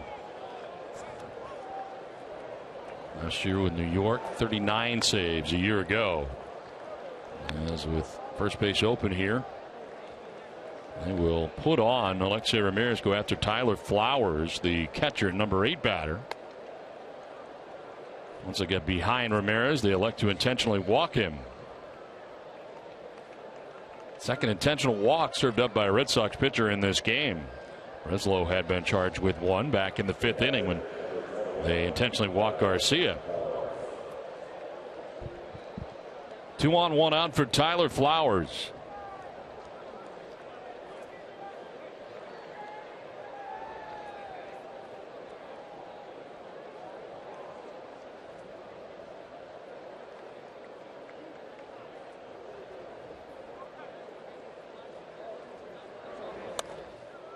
The Yankees tonight with a 5-2 lead over the Texas Rangers in the 8th inning in Arlington. And Jerry, they're starting to get some space between themselves and the Toronto Blue Jays now. Yankees in first by 6.5 games at the moment. Yeah, I remember just about 3 months ago or a couple of months ago, everybody saying, well, this thing's going to be bunched up till the end. Well, the Yankees are starting to put some distance between them and everybody else. And this is down towards the corner and trouble as Garcia comes around and scores. It is an RBI double for Tyler Flowers, and the White Sox take a 10-7 lead here in the 9th. Well, he's had a couple of big hits in this game. 1 in the 7th, and now the double on a changeup here down in the left field corner to bring home another run. So Tyler Flowers, the catcher, having a big offensive night with some clutch hits late in the game. Second and third with 1 out, a run in for Chicago, and Carlos Sanchez the batter. Number 9 man, second baseman, who has 2 hits from his number 9 spot, single and a double. Infield in all the way around, and a grounder towards third. Sandoval will go to first for out number 2 of the inning. No advance for the base runners, 2 down. It's like Alexei Ramirez at third base was trying to follow Sandoval down the line and maybe take off a home plate, but he was not that far enough down the line to be able to do that. Watch Ramirez at third base come with Sandoval, but then elects not to go at that particular time.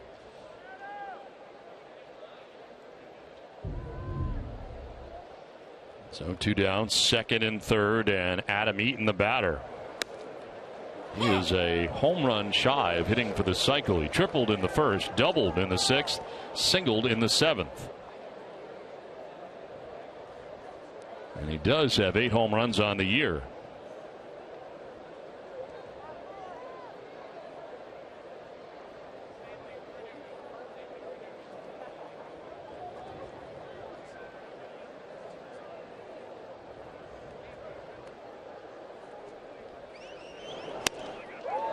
Late on the cut, and he's down 0-2. We got Putnam back up again alongside the closer. Right now it is a safe situation at the moment. White Sox grabbing another run, taking a 10-7 lead.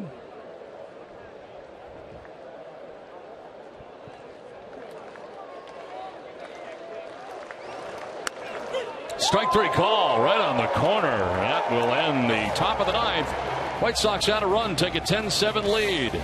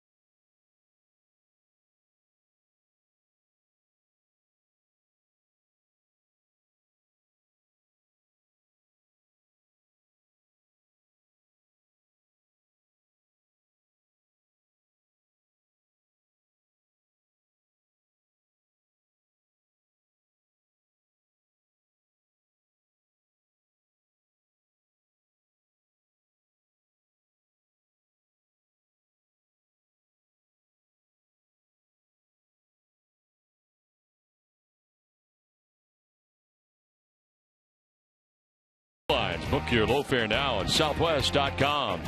Sullivan Tire and Auto Service. Thank you, New England, for 60 great years. And by your local Subaru dealers. Back in Boston and work to do for the Red Sox, who trail by 3 runs heading to the bottom of the 9th inning. And they'll have to deal with the former Yankees closer, now White Sox closer, David Robertson. 39th appearance of the year, 4-2 with a 2.48 earned run average, 21 out of 26. 58 strikeouts, 8 walks. Opponents only hitting at 189 against Robertson. Has a 3-run lead as he tries to grab his 22nd save of the year. And it's Xander Bogaerts who leads it off here in the bottom of the 9th inning. 0 for 4 tonight is Xander.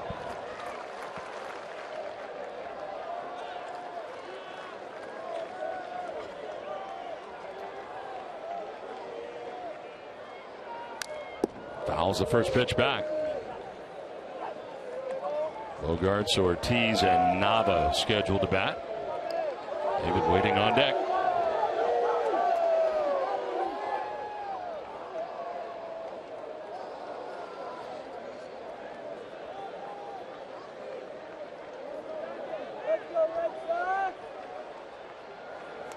Bogaerts with a swing and a miss on a pitch in the dirt has him down 0-2.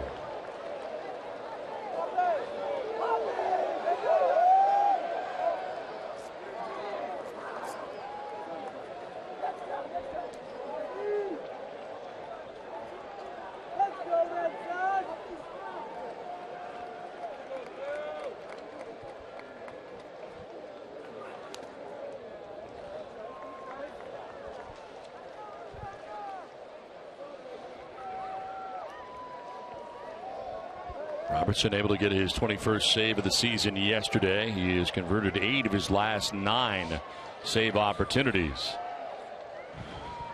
His numbers against the Red Sox, all as a member of the Yankees until now.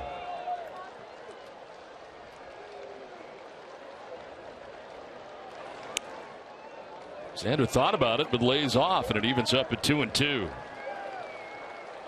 39 saves last year, and the last year in New York for Robertson.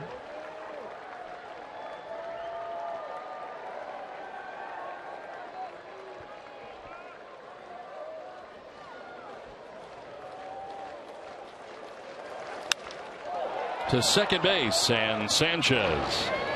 Bogarts becomes out number 1 at the bottom of the 9th. That'll bring up David Ortiz with 1 out in the 9th inning.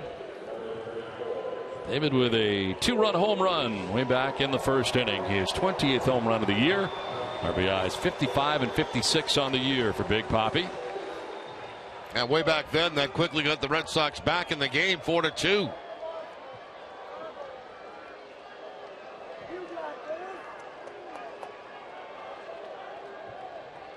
Red Sox with leads of 6-5 and 7-6 in this game. Now trail 10-7 as they bat with 1 out in the 9th. And Ortiz takes strike 1. Red Sox in the familiar shift on the right side. David 3 for 13 against Robertson.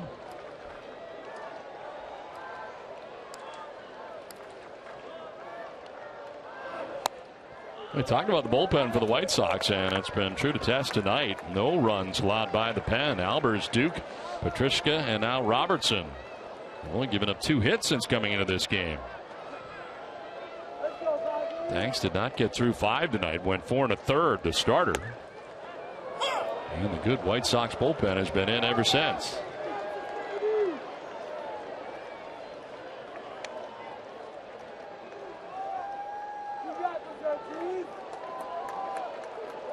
Samardzija on the mound tomorrow for the White Sox.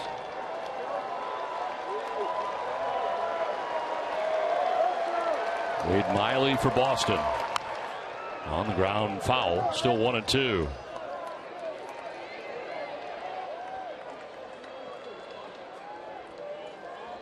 Daniel Nava on deck with 1 out in the 9th.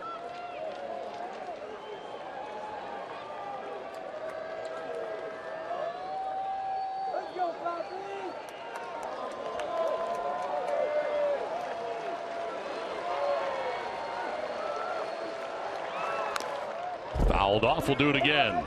Maybe we'll see a 6th pitch in this at bat. A lot of breaking balls from Robinson here in the 9th inning.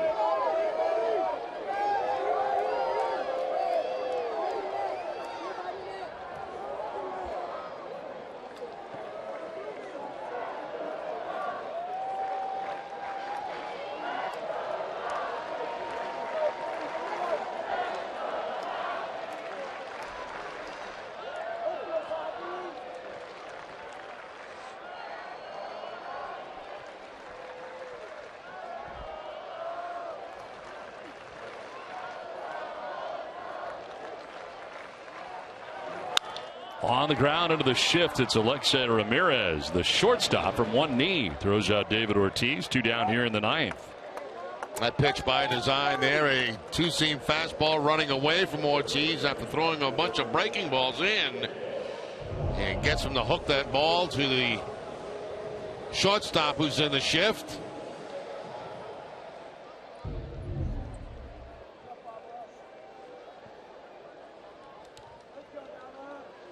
So 2 down in the 9th inning. Red Sox trailing by 3, and here is Daniel Nava. He has fly to center twice, and last time up hit by a pitch.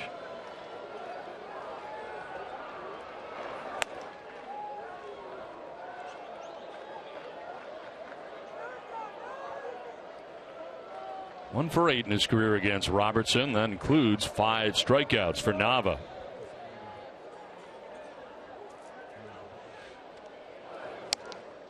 In there for strike 1-1. Red Sox pitching now has retired the last 6 batters in a row. And the Red Sox down to their last out tonight.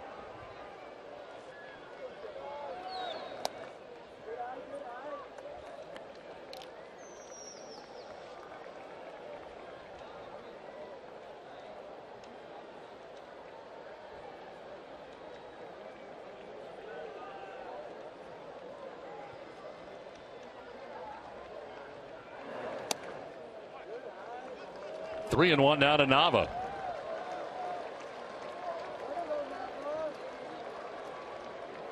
Red Sox trying to keep it going here. Sandoval waiting on deck.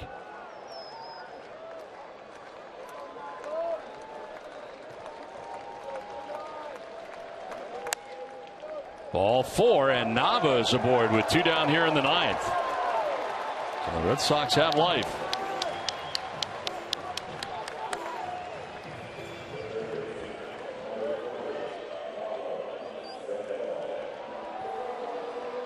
Steve Ventura telling his outfield, play deep, nothing over your head.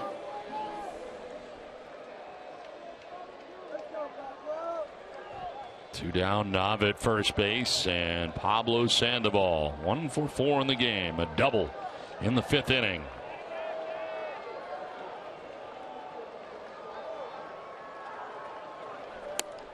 Strike 1. Nava takes second base on the defensive indifference.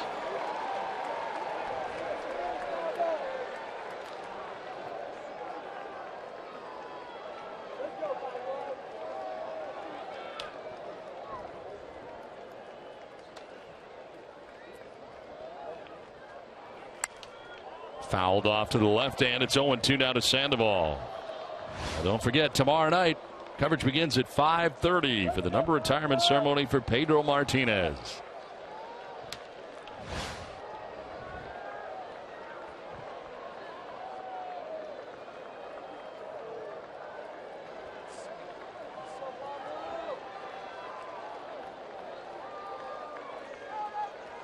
The 0-2 pitch.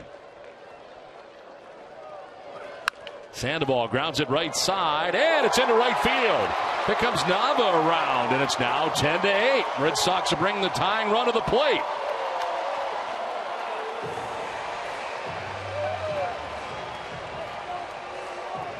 It looked like Sanchez was going to make a play on that, but it looked like the ball bat hopped him a little bit and got by the dive of Sanchez.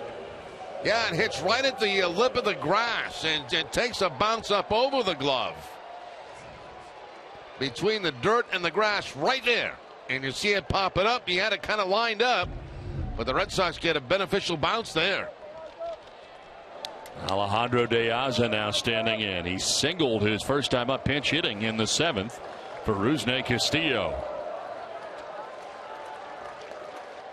Now Abreu is not going to hold the runner on at first base. He's going to go behind him. I want to let Robertson know that.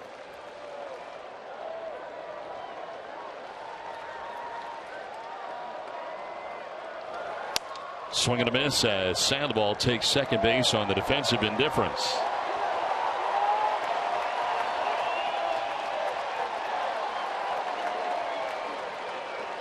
De Aza 0 for 7 with 4 strikeouts against Robertson in the past.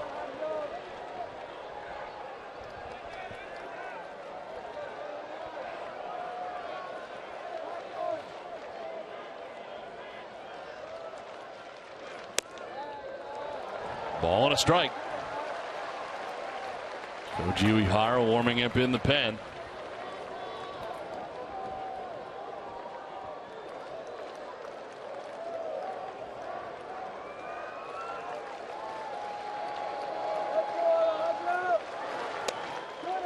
Two and one.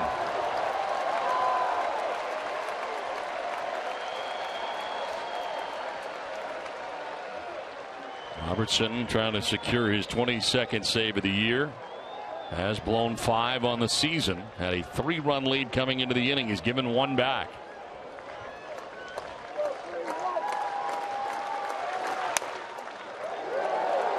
Three and one.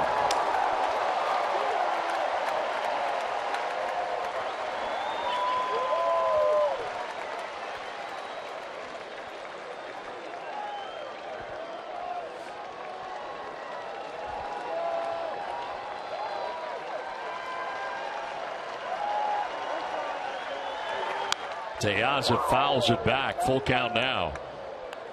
That's right down the middle as it turned out. 93 miles an hour on the fastball. It was down the middle. Yeah, just challenging De Aza right there with the 2-run lead, and De Aza fouling it off.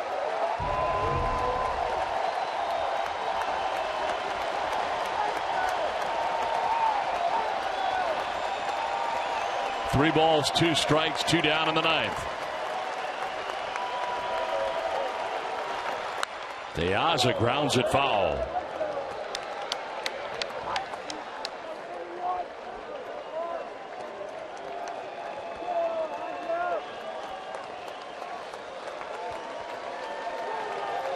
Robertson having to throw 25 pitches since coming into this game in the 9th.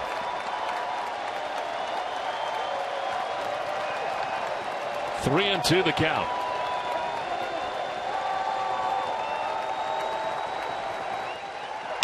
Diaza pops it up, foul ground. Saladino by the stands will not have a play. And Diaza has another chance.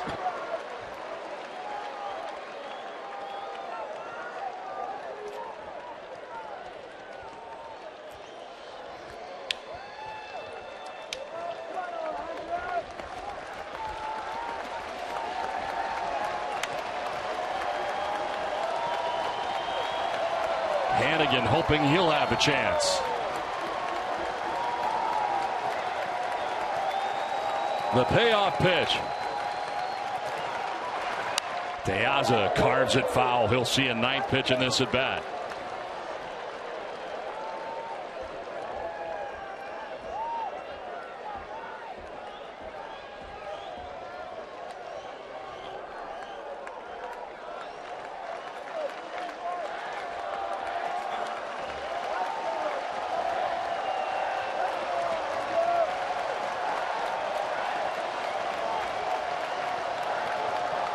Again, the 3-2. Diaza fouls off another. This one a little more painful.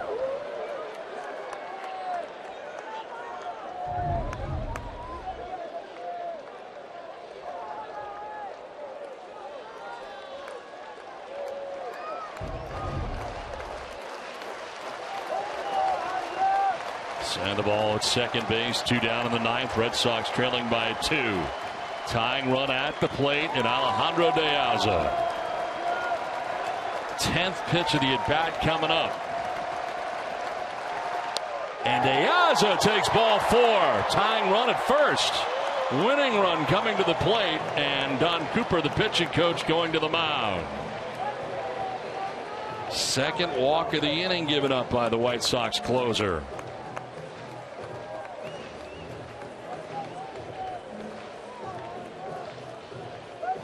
This is absolutely one of the most bizarre games that we've seen all season long, and nothing has come easy for either team in this game. Ryan Hannigan will be coming up next.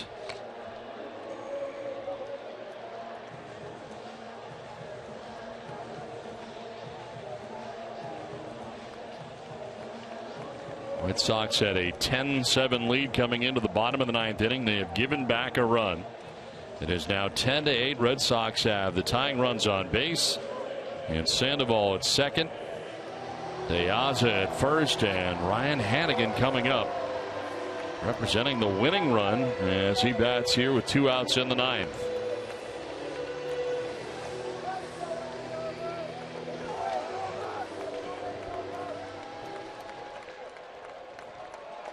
Hannigan with a 2-hit night, single and a double.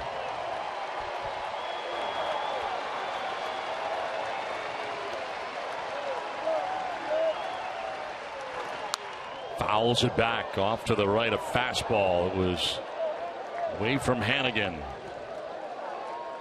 1 for 1 in his career against David Robertson.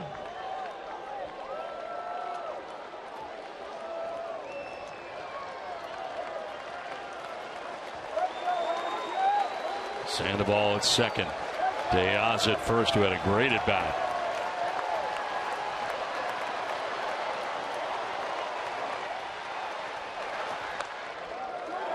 Ball and a strike to Hannigan. It's not been easy here for Robertson. No, this has not exactly been the smooth put away he expected.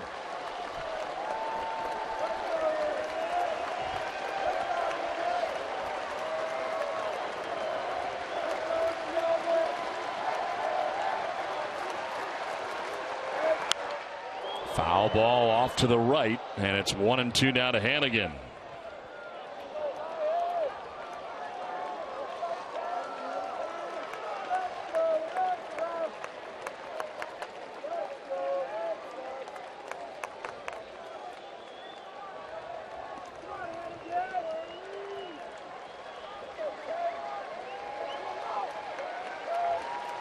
One ball, 2 strikes, 2 down in the 9th.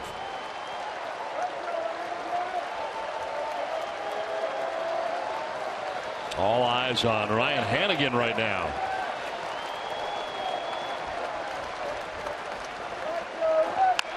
On the ground left side, Saladino charging in, throws on the run and in time. And the White Sox hold on to beat the Red Sox 10-8 tonight. As the Red Sox and White Sox going back and forth for the most part. And the White Sox bang out 15 hits. It wasn't easy for Robertson, but he will pick up his 22nd save of the year as the Red Sox, who took 2 out of 3 from the Tigers, dropped the first game of this 4-game series against the White Sox tonight. Tom?